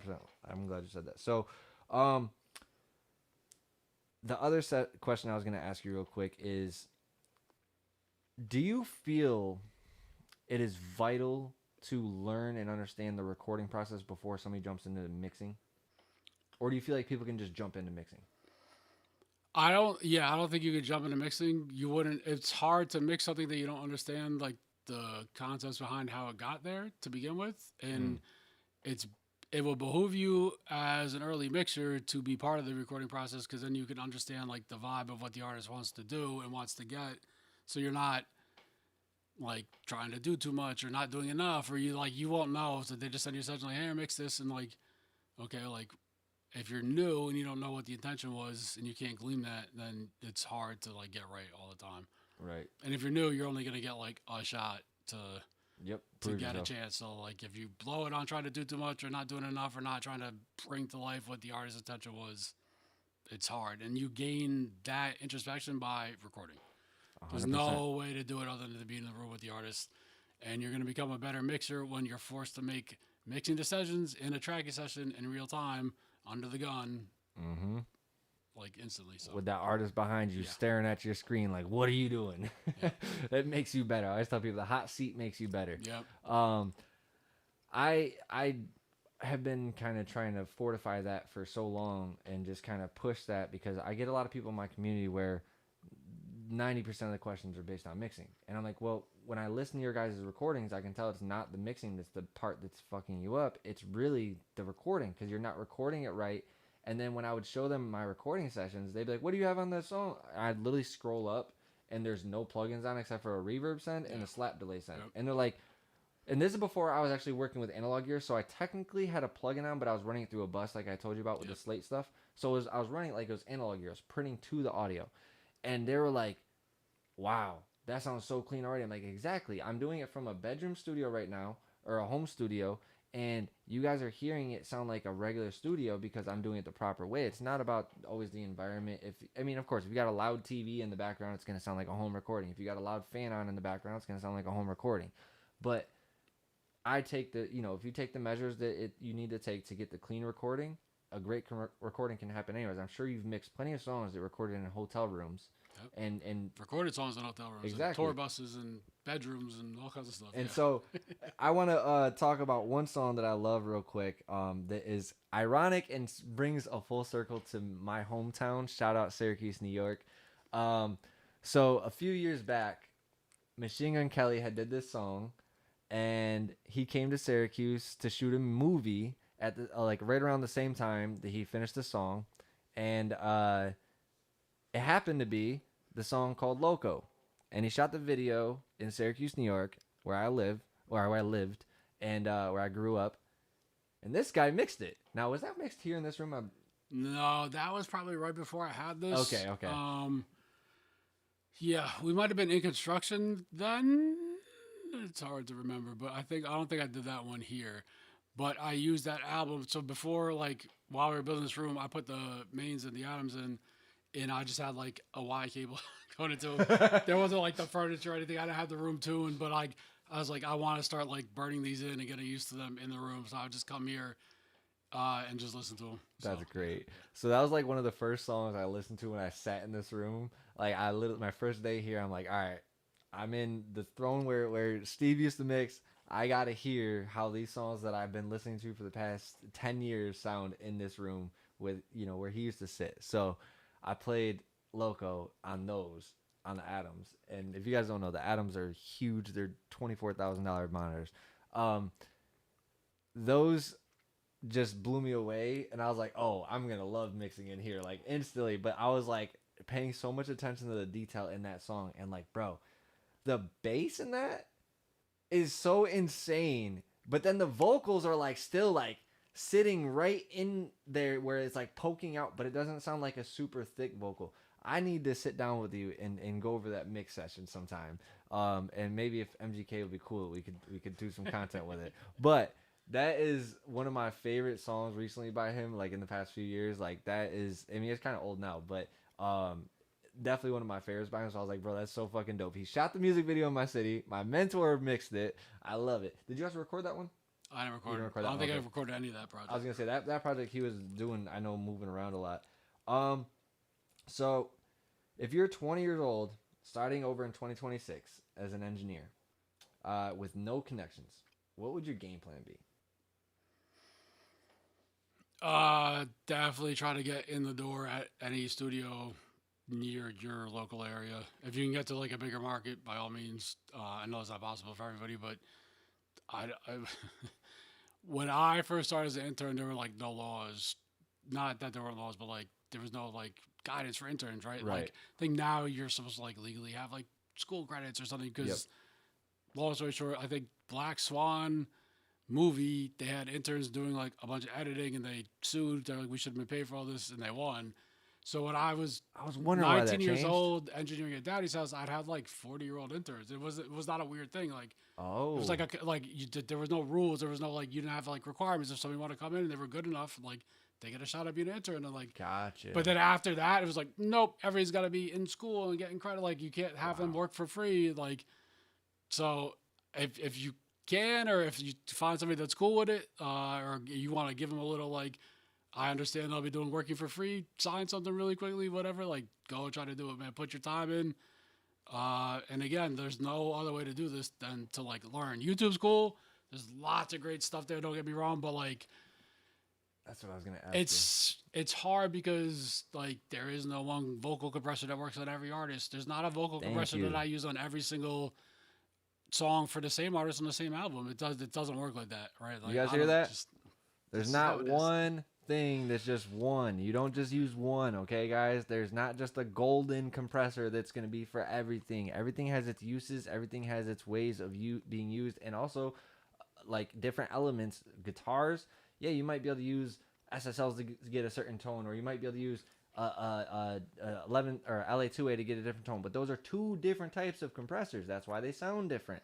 So that's the thing that I always try to push to people is I feel, and this is something I really want to have a conversation with you about, is like I feel like today's world, the information world that we're in, everybody's fiending to give information even if they don't really have the expertise at it. And I remember talking to you at one point where I was like, bro, I don't don't feel comfortable putting tips out there because I don't want people looking at me like, oh, this YouTuber. And I remember expressing you like, I don't have plaques and all this stuff that I could show.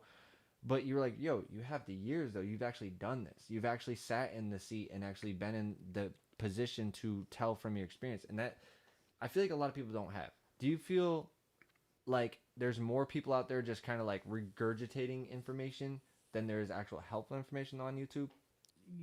Yeah, I don't think that's unique to like music or anything. I think I see it with like AI stuff. It's always like the new AI. Everybody's using harnesses now, and this is the thing. And it's like 8,000 people posting the same stuff over and over that aren't really coders are doing it because they're vibe coding with the AI. They don't have the background to be given that advice, but they're there giving it anyway. And it just, again, that's just another example of another industry. Like, I think it's prevalent everywhere with just the internet culture, but I think if you're trying to actively like teach somebody, even if you don't necessarily know it now, I think you learn by doing that. So I think it's like two-way beneficial for people. But I think if you have a good something to say, whether it's out there or not, try to say it and try to teach people because that's how you're gonna find somebody out there that's gonna absorb your information that didn't absorb from somebody else, and you're gonna help them. And I think that's a good thing overall. Right.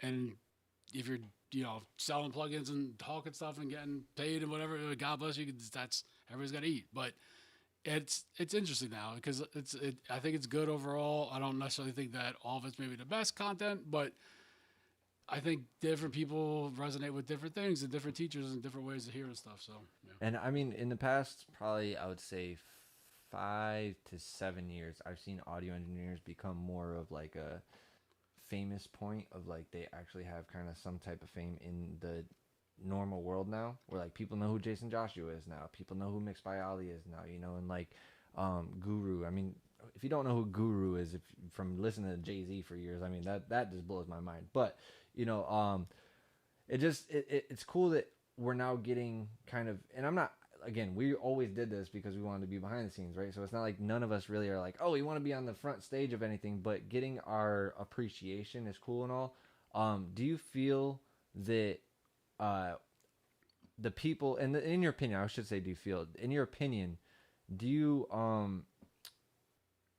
the people that are out there, like for instance, Matthew Weiss, right? He's been worked with plenty of people. He gives out great advice. Ken Lewis, he gives out advice and he does his live streams and stuff.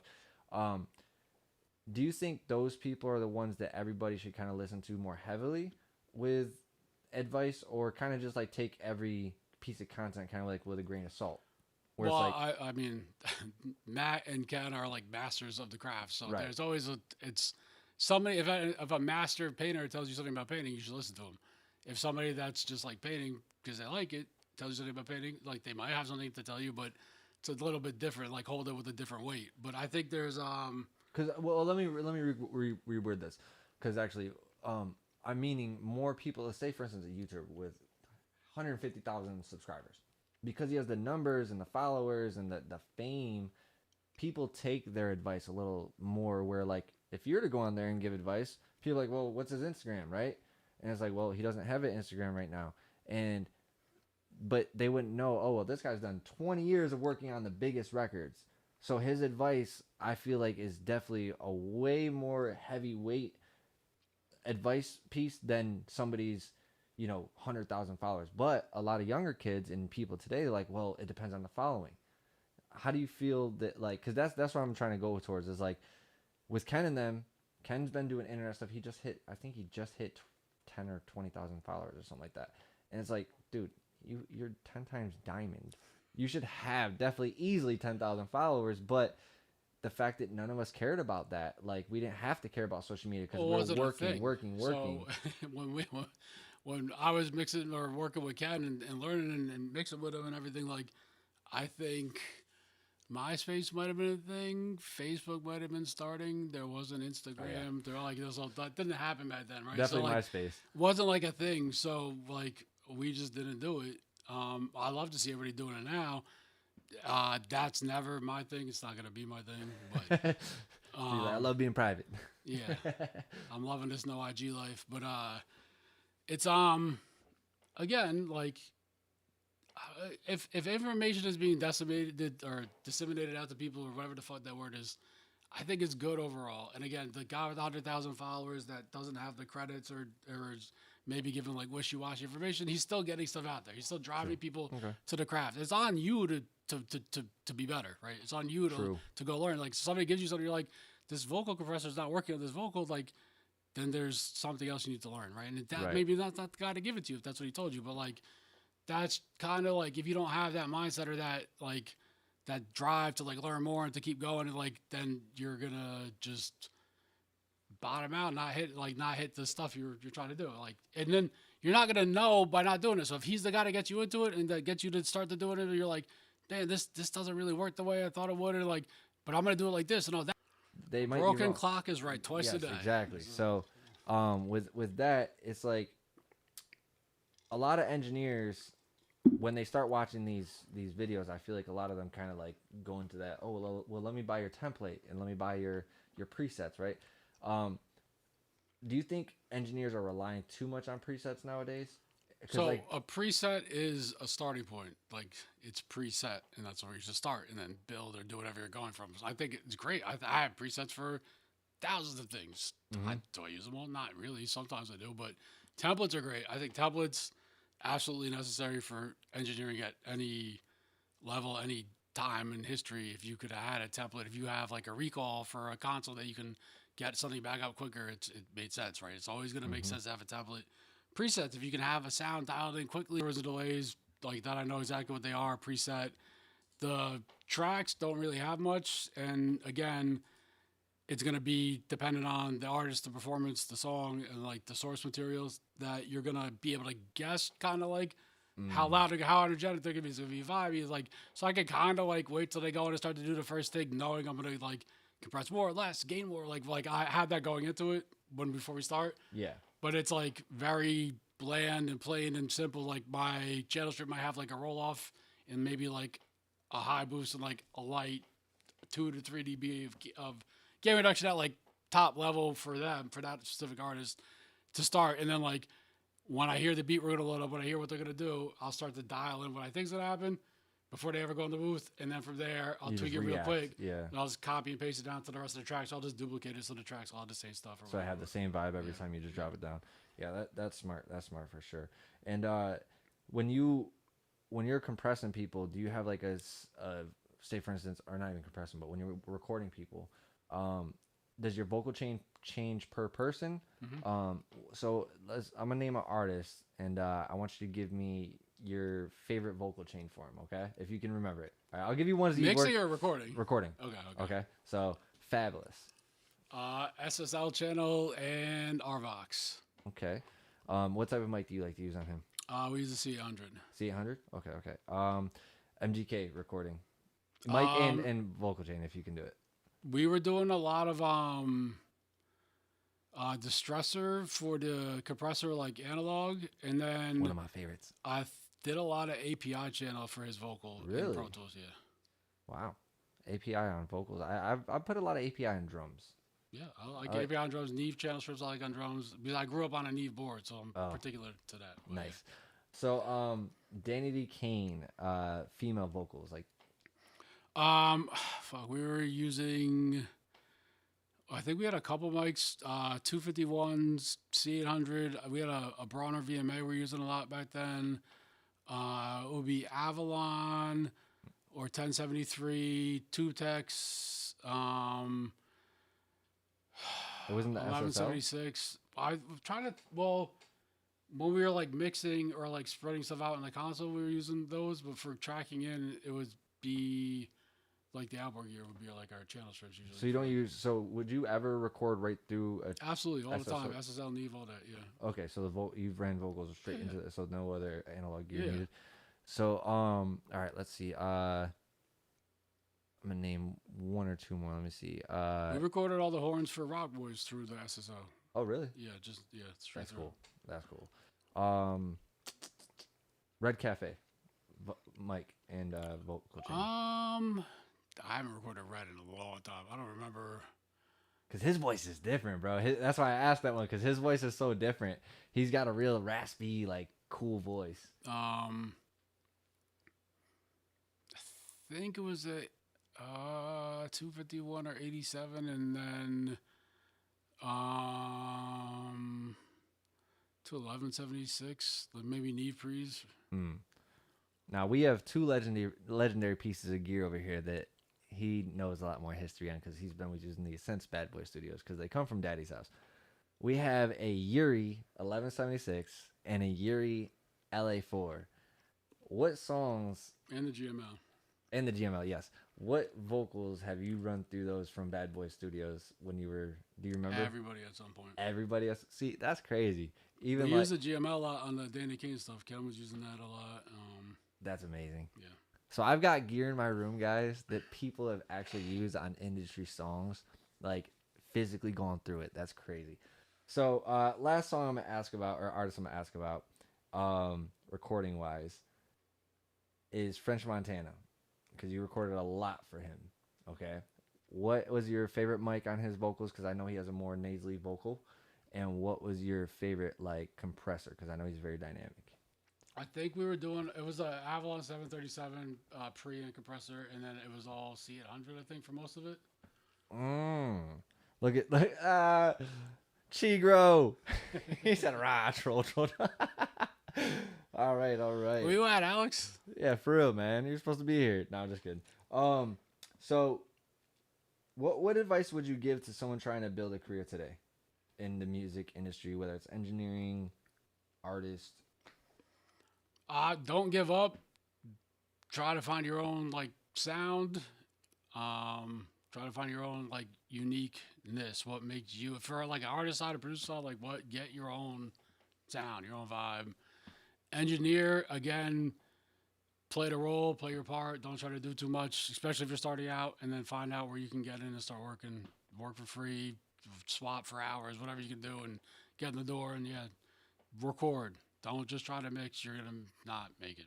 Record. You guys hear that? Record. Don't just try to mix. That makes your job finding clients 10 times harder. I'm sorry. A lot of the clients that I started mixing came from me recording them. And then I built my skills up mixing them, and they told people about me recording and mixing them. They went, and then those people come to me. And then eventually it comes to a point where I'm so busy with mixing, I don't have time for recording anymore. And it's finally, okay, I can pass off my recording to somebody that I trained up, right? And that's... In a recording session, when you can record with an artist and be mixing it in real time, so they're recording one track, you're completely paying attention, listening to that, but you're like EQing the background vocal they just did it.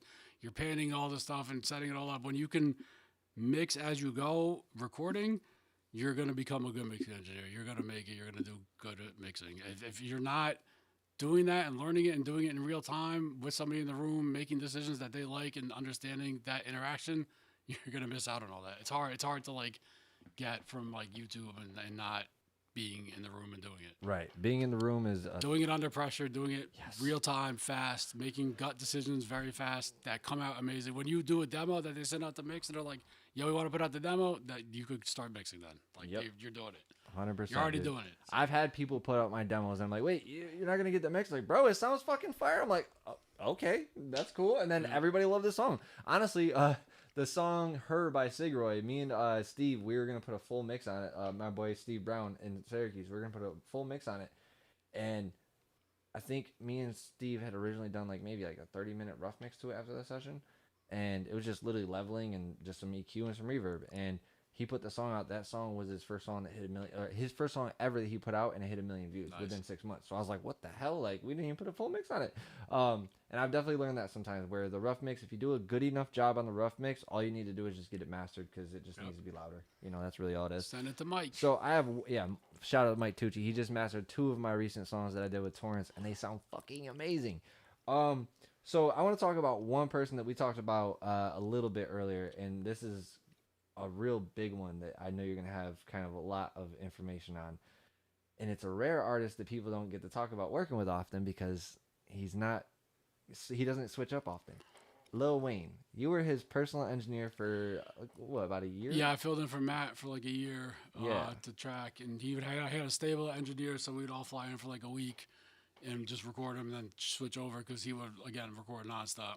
And I loved hearing about his process, so I want to talk to you about that again. And like the way that we talked about it last time you were here at the studio, you're describing how like you would literally put the beat on loop for how long? And He does it all in his head, so it's wild to see. But like, we loop the beat like 10 hours, right? 10 hours. You never know when you're gonna like go back or play it, or he wants to hear from the top or hear the hook. But like whatever part he was writing, we'd loop that out. So you go back, like say hook or top or whatever. We go back to the top of the song, top of the hook, and then it would just be like the part he was writing, the verse loop or whatever it is, just forever. So it could play for hours and everything. Yeah, that's crazy. And then he wouldn't even be in the room the whole time though, right? It'd be playing throughout like the compound. Well, yeah, if we were at his compound in Miami, he'd be like skateboarding, like you'd be hanging out, just like making sure you're watching. So if he's like, all right, do it again, you're like not in the room, like not paying attention.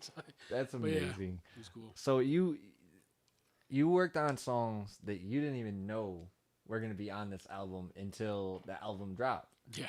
And that was insane to me. So, like, can we talk about a couple of those songs? How, where you recorded them? Like, were you recording on the actual tour bus? Because I remember at one point Maddie was telling me he did have a studio room on the actual tour bus. Yeah, I don't think I was on a tour bus with him, and I don't think he did any touring for the time I was with him. So it was studios all over his houses and everything. Are they like bigger rooms than this in his house that are studios? Like it's like this size room or bigger? They were like this. Puff's houses were like this. Like maybe not as high ceilings. I suppose some of them were, but like about this size. And they're like nicely treated rooms and all that. Like some of them we just had like gobos. Oh really? Yeah, vocal booths. Yeah, just we turn a couch upside down, or like sideways and make a fake booth, or like MacGyver the studio real quick. Flip guys. a mattress up, man. Yeah, do whatever you got to do, man. Make it sound amazing. good. That's the goal. Like that's amazing. And so what was I know usually it's the C800 for Wayne? Yep. Avalon C800. Avalon and C800. Wow. I thought it was gonna be the 1073. Nope. Wow. That's crazy. And that just one compressor, like you just compress a little bit going. Because see, I learned this trick years ago from CLA, and he was doing this thing with the 1176 that I loved, and I liked the sound of it because like his rock vocals, like they're dynamic, but like when you look at them, they don't look dynamic, and they're just kind of like flat looking. But when you listen to them, you can still hear the dynamics flowing through them, and I was like, wow, that sounds really good like that. But then I had a distressor also in my chain, and I was like, I really love the sound of the distressor, how you can add a little bit of crunch and all that. And like, so what I started doing was I was using the 1176. So my chain when I was working at Subcat in Syracuse, I had the 1073 running into the 1176, and then I'd run that into the distressor. And the 1176 would do the most of the work. It would, be working 3 to 5 decibels. But that distressor was like 1 decibel consistently, like maybe 2 here and there. But you'd see that 1 just sitting. Mm-hmm. And because I had that, the vocals always sounded so on top of the record. Even when I mixed it in, like it sounded so good, but you could still hear the dynamics. Yep. So like I always kind of wondered, like, because Wheezy's vocals are like that. That's one reason why I like that chain, because I was like, it cuts, especially with people with his type of vocal. I was doing that, and I'm like, oh, it cuts right through. I was always wondering if he used the Avalon. That's crazy, because the Avalon is such a smoother compressor. I wouldn't expect that, but Fabian's on the mix, so yeah. can't ever put anything past him. That man's a beast too. Well, you've been around Fabian multiple times, so what's it like being around other engineers that are on that type of level? Like, do you pick their brains too, or is it? Yeah, every time I had, especially coming up, or even now, like if I get in a room with somebody that knows something that I might not, or has a different impression of something that I thought I had a good impression of, it's you always want to grab knowledge or transfer knowledge, or just shoot the shit and you pick up something. Always being around like Fabian and Dave Bassato, Jason Joshua, those guys out in LA, and I remember we were in record plant and Fabian was working with T-Pain and we were there with Puff, but Fabian was also mixing records for Puff at the time, and like we were in the other room and all of a sudden we walked by and he's playing some of the unreleased songs in the other session, and I'm like, but he didn't have the draw, he didn't have any of the stuff. I'm like, yo, what the hell? Puff left his like iTunes like sharing on, and so Fabian saw his laptop on the network. It was playing all the music to fuck with us. Like, that is hilarious. Oh man, bro, like Fabian is funny because I've followed him for years on Instagram, and like I used to always just like his shit, but then I had found out some of the songs that he had mixed outside of Lil Wayne, and I'm like, damn dude, like what the hell? So I started studying him, and I'm like, this is back probably 2016. I started really studying Fabian's work and understanding, like, bro, Flow Rider, T-Pain, almost any hit song that came out that was like a new artist, like Lil Baby and even G Herbo and stuff, like Yep. they would send it off to him. I was like, damn, he's the one that get everything knocking in like the rap world. Yep. You know, I didn't even know that until when I found him through Maddie, and I was like, that's crazy because they became Yep. like best friends. So that's really dope, man. Like I love hearing about the camaraderie with even at the top level, guys. The top level. This guy's a multi-platinum, guys. This guy's multi-platinum, Grammy nominated, Grammy award winning, actually. Now, do you count the Latin Grammy as a Grammy, or is it because Latin Grammy award winning? Sure. Yeah, because I was gonna say because like they separate. I hate how they separate the two. I really do. Because They just made another one, right, for like Asian pop. Or Oh, did they really? They're- For the yeah, they're, K-pop like, stuff? They're like, yeah, separating that out from like regular pop now. Yeah, why? whatever. What's the point? It's still a Grammy, I bro. don't It's know, like, man. Stop. It's all. have you been to a Grammy award show? I don't think so. Have you been? Every to, other one, all the other ones we've performed at, done live sound for, playback. I don't think the Grammys though. You've never gone to one just to be like in the crowd and just sit. You've always worked them and stuff. The other one, yeah, no, I've never been to any just to like chill. So Oh, either really? working at one of those or working somewhere else and not able to go.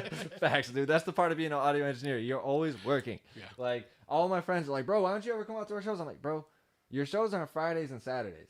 What are my busiest days in the studio? Fridays and Saturdays. Like especially as an independent, like in the independent world, people have the weekends off. Yep. You know, so it's like they're gonna lock in Fridays and Saturdays and even Sundays. That's why I was always telling people I was working 7 days a week for so long because Monday through Wednesday would be like during the day I would get like no recording, but I would do mixing, and then from 6 p.m. on I would be recording, and then that'd be like 2-3 until 2-3 in the morning, and then wake up, do the same thing again the next day. So when it came down to the weekend though, Fridays some people would have no work, so I'd be recording from 10 a.m. until like 3 a.m. or 4 a.m. and then or even overnight, because there'd be times where people are like, bro, let me get another 5 on top of this, let me get another 2 hours, let me get another 2 hours, and I'm like, bro, I'm trying to go home. Like, damn. But they're calling people up, yo, come to the studio. And did you guys have situations like that where like artists in the studio are just like, yo, we're at the studio, bro, just come through? Even at label level? Yep. Well, again, so Daddy's house was like a unique place because it was like Puff's studio. So like we'd do sessions and then you walk out thinking you're done. There's just somebody sitting in the lounge like, all right, yeah, Puff said we could record out to them. You're like, oh.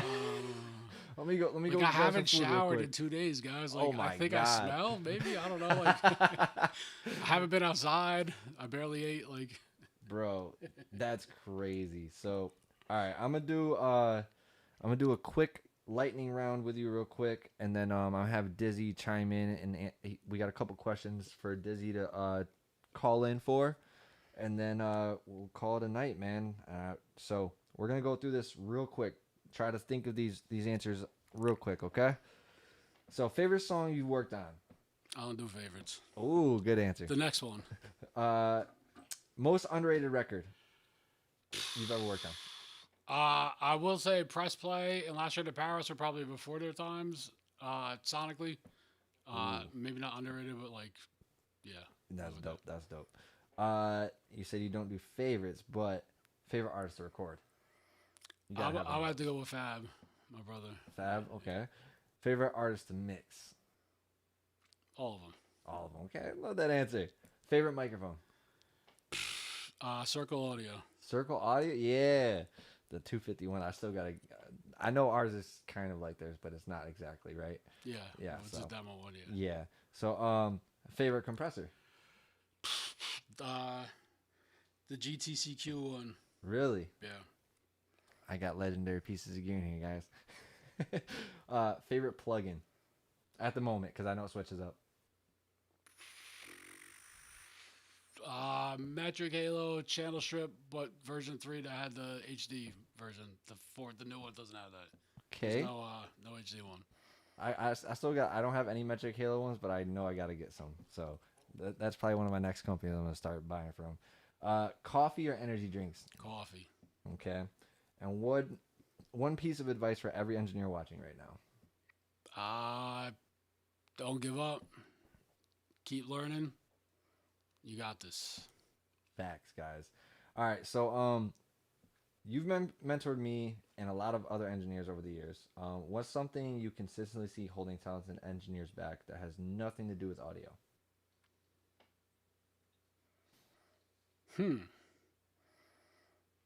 I mean, all of you are good, so it's hard to like pick out something.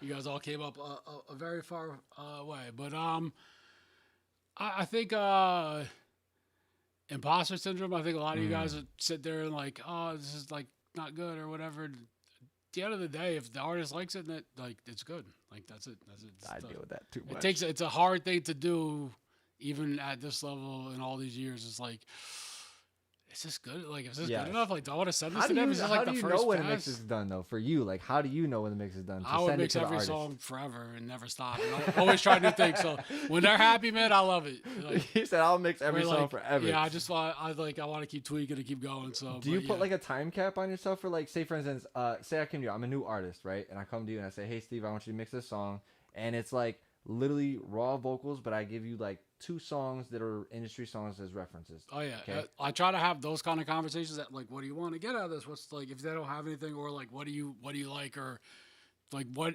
Send me like 4 records. Like you like the drums on this one, the vocal. Like I'll figure it out. Right, just get me close to what you want, and then from there it's just some songs take 8 hours to mix. Some songs take 8 days. It's really just whatever it is. There's no timestamp, right? And it's whatever it takes to get to that point. Just how it is. And again, I'll like go over my schedules, how much availability I have, how fast I think I get something back. But like, if I dive into it's like, yo, this is special. This is good. I want to spend like more time with this, or I might get you a song back that night. I might have caught a vibe right away. Right. It's not really like a good or bad, or it's hard, or this is easier than others. It's just how it flows. Right. Sometimes our ears just aren't working right that day for that record. It's not even that. It's sometimes it's like I want something else. I can't figure it out. Or like that's what I mean. Like my mind isn't going to where I can't think of the way to get it to where I'm actually seeing it. But like, or they said like they like these drums, but these drums aren't like it. What do they mean? How do I get that? Like right. I think that's one of the hardest parts too. Is like I actually put this in when I was doing one of my classes. I said, part of our job as an engineer is to translate. Yeah. Not only translate the ideas that we're given, but translate their weird ways of describing it. Because, like, bro, what does make me purple sound? Like, what does that mean? Like, I want to sound purple. How do you sound purple?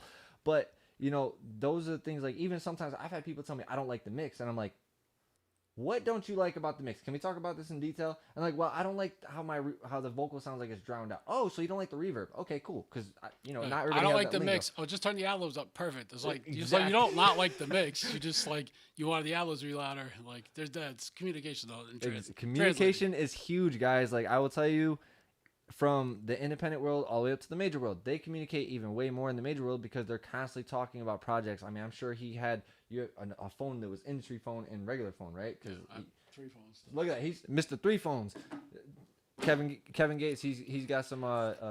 He ain't got 2 phones. He got 3. He got 3 phones. But no, so that's what I'm trying to say is like a lot of times, I'll talk to artists often about what they want, but like during the process they're quiet. Like I'll even send them stuff sometimes and they're super quiet, and it's like I don't hear back from them for 2-3 weeks, and then they hit me with like, oh sorry, I just listened to it. And it's like, in the industry, you send somebody a song, you're probably hearing back a couple of minutes or hours later. Sometimes really? It depends, man. All these people are busy. Like, yeah, true. They're doing other things. They got other gigs, could definitely tour, and like somebody might get all the notes but they want to hear somebody else's opinion, but that person's busy. Like there's like it still happens, but yeah, it's usually faster. Yeah. What was this is one of my last questions before we get Diddy to call in a second.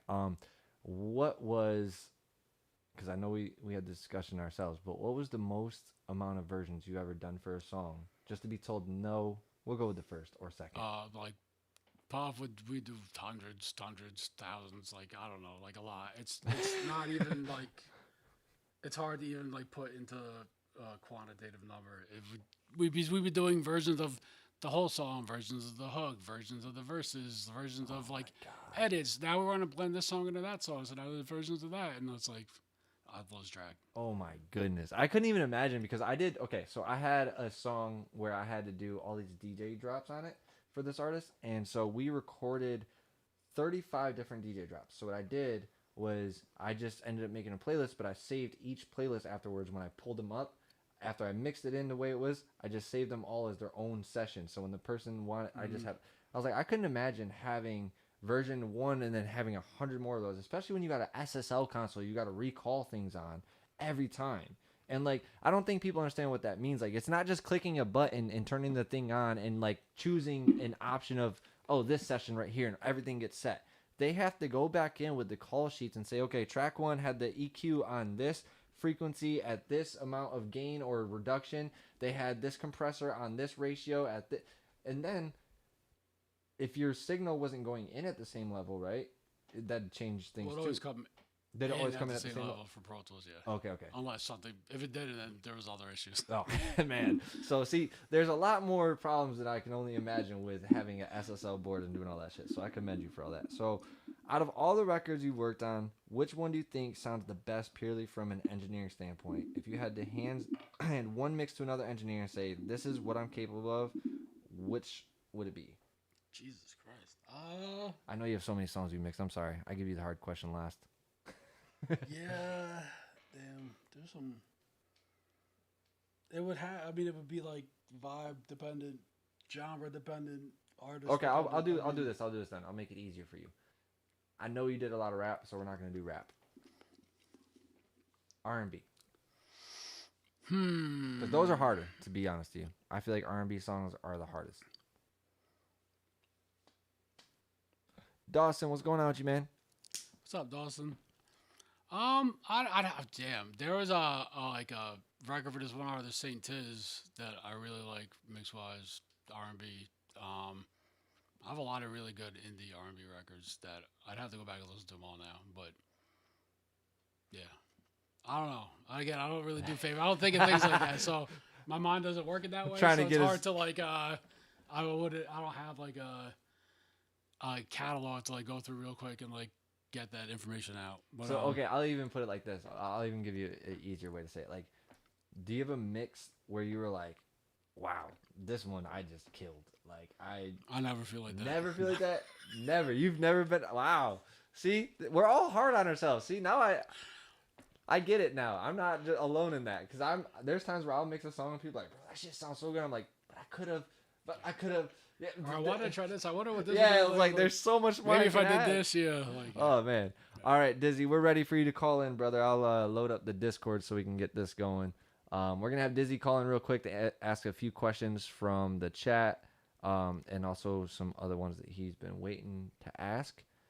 And if you guys have any questions in the chat, feel free to ask. We will definitely get to asking those questions right after Dizzy. So Instagram and YouTube, feel free to ask questions. We are gonna take the time to answer your question. Well, he's gonna take the time real quick, about 10-15 minutes to answer your guys' questions. Then we're gonna call it a night on him, so he can get home and enjoy his time with his wife and everything, man. I know I'm keeping away from family right now. all good, brother. But I appreciate, man. Listen, guys, this has been a long time coming to have, him here on the actual stream with us. Because I've told him about you endlessly. I've told them about you for that last 3 years now. And when I was living in Florida, I was like, yeah, I'm going to have to fly up to Jersey to, get my mentor. Yeah. And so I was like, I'm going to have to fly up to Jersey and get my mentor on the stream and blah, blah, blah. And then my studio floods and he hits me and says, man, if you're serious about it, move back up north. I got you with a spot. And this is before he even was like going to step out of this room. And then that's when he called me and was like, hey, bro, I'm stepping out of that room, but I'm handing it down to you. And that was, I can't even thank you enough, bro. Yeah. Like, I can't, for real. So, Dizzy, if you're still in here, I don't know if you are. I want to make sure. So I'll go through and see if we got a couple questions in here. Let me see. I know I did see one up here earlier. Let me just go through. Oh, I got Dizzy calling right here. Here he is. Dizzy, my guy. Hello, Mr. Dynasty and Mr. Rockstar. How you doing? How you doing? How's it going, brother man? It's going well. We are loving, on behalf of the Dynasty, we're loving the interaction going on before us, the history being set before our eyes, feasting on, you know what I'm saying? So on behalf of the Dynasty, we do appreciate y'all for appreciating us, for appreciating each other. Yes, sir. Yes, sir. All right? That's a fact, man. But We have a few questions from the community. They have some for you, Dino, and for Mr. Rockstar. So whoever wants to go first, I'll say who it is for. So, All but our guest of honor today is Mr. Rockstar, so he gets to go first. I'm sorry. All right. Um, Mr. Rockstar, this is a question about Nate. Between the both of you, who catches mistakes first and who's more of a perfectionist? He's probably more of a perfectionist, and that's something you got to work on because not everything's supposed to be perfect, and it takes a long time to learn that. It's one of those long lessons I had to learn. As a All fact, right. I agree to that. Okay. I can agree to that one. All right. This question is for Dino. What is Steve's biggest strength and biggest weakness, do you think, in your opinion? Man, his biggest strength is his versatility, bro. The fact that he can do anything from rock to rap to R&B to pop and give it all pristine sounds, like, and identifiable sounds, not sounds that's like, oh, Hmm. this sounds like a rap engineer mixed it or this sounds like a rock engineer mixed it. He has like the full understanding of each genre as they need to be, what elements need to be in it, and characteristics and stuff like that. Um, I mean, weakness. The only thing I would say is this man needs to talk more shit about what he's done. That's all I'm gonna say. He's too humble. Okay. That's for Right. Okay. Okay. Okay. So this was another personal question from the community. It's for both of you guys, whoever wants to answer first.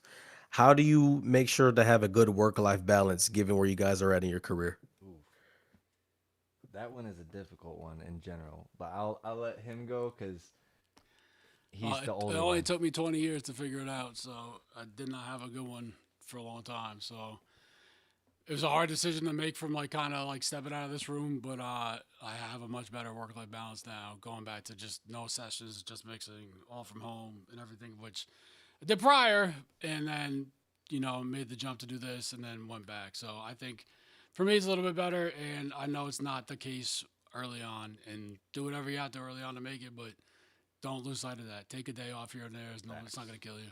Yeah, I will say that for sure. Like I remember starting out, like I was telling you guys, I was literally sleeping at the studio 5 nights a week, and then I would go home and stay the night at my house for 2 nights a week. But I was still at the studio those 2 days, so I was there 7 days a week, and missed a lot of family things. Missed a lot of events in life that you can't get back. So the music will always be there as much as we feel like it's not.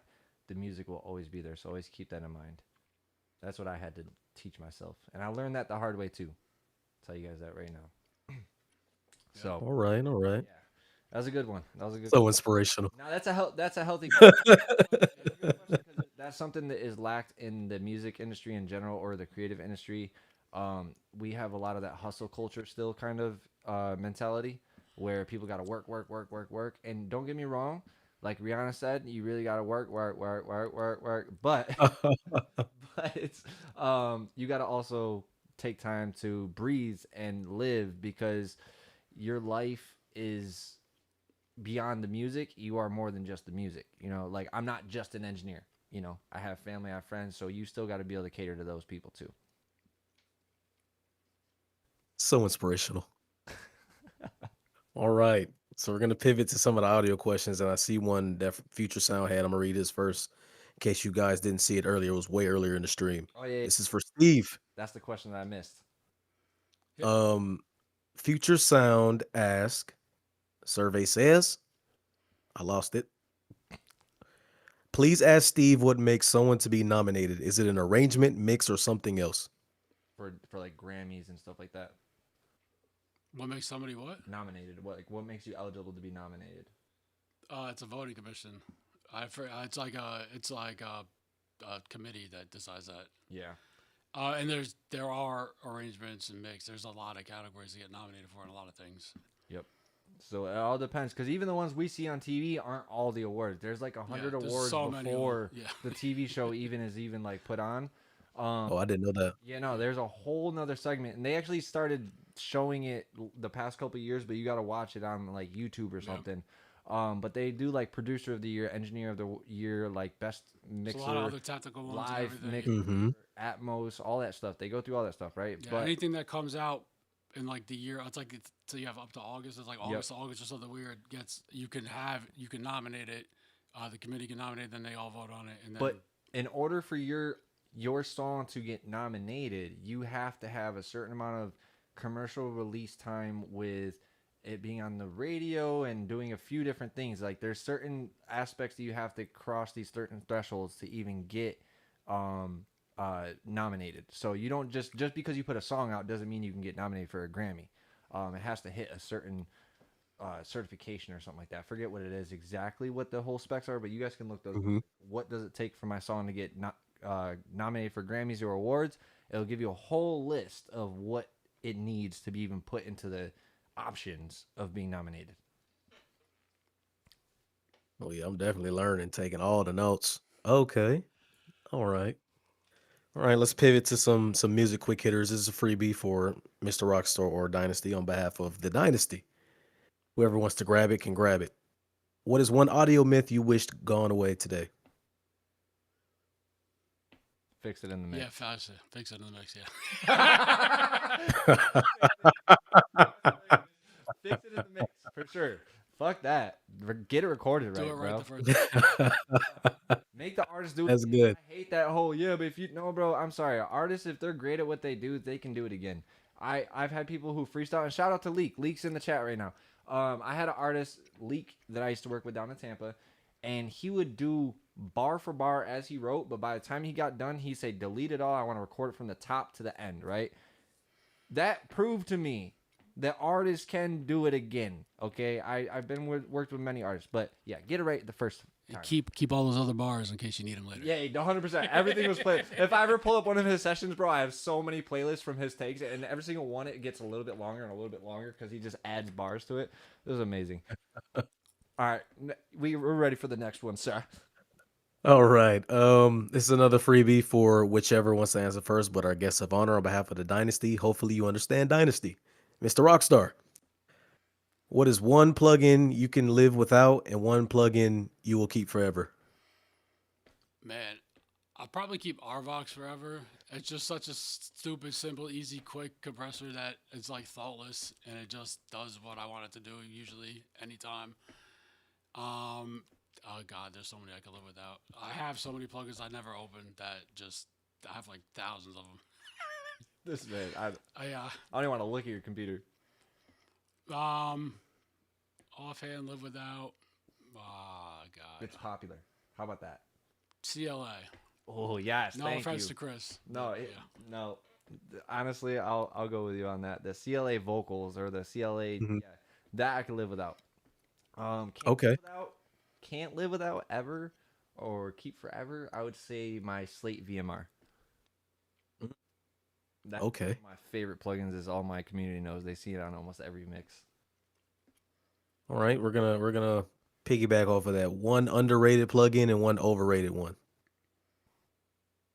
Crystalline is underrated.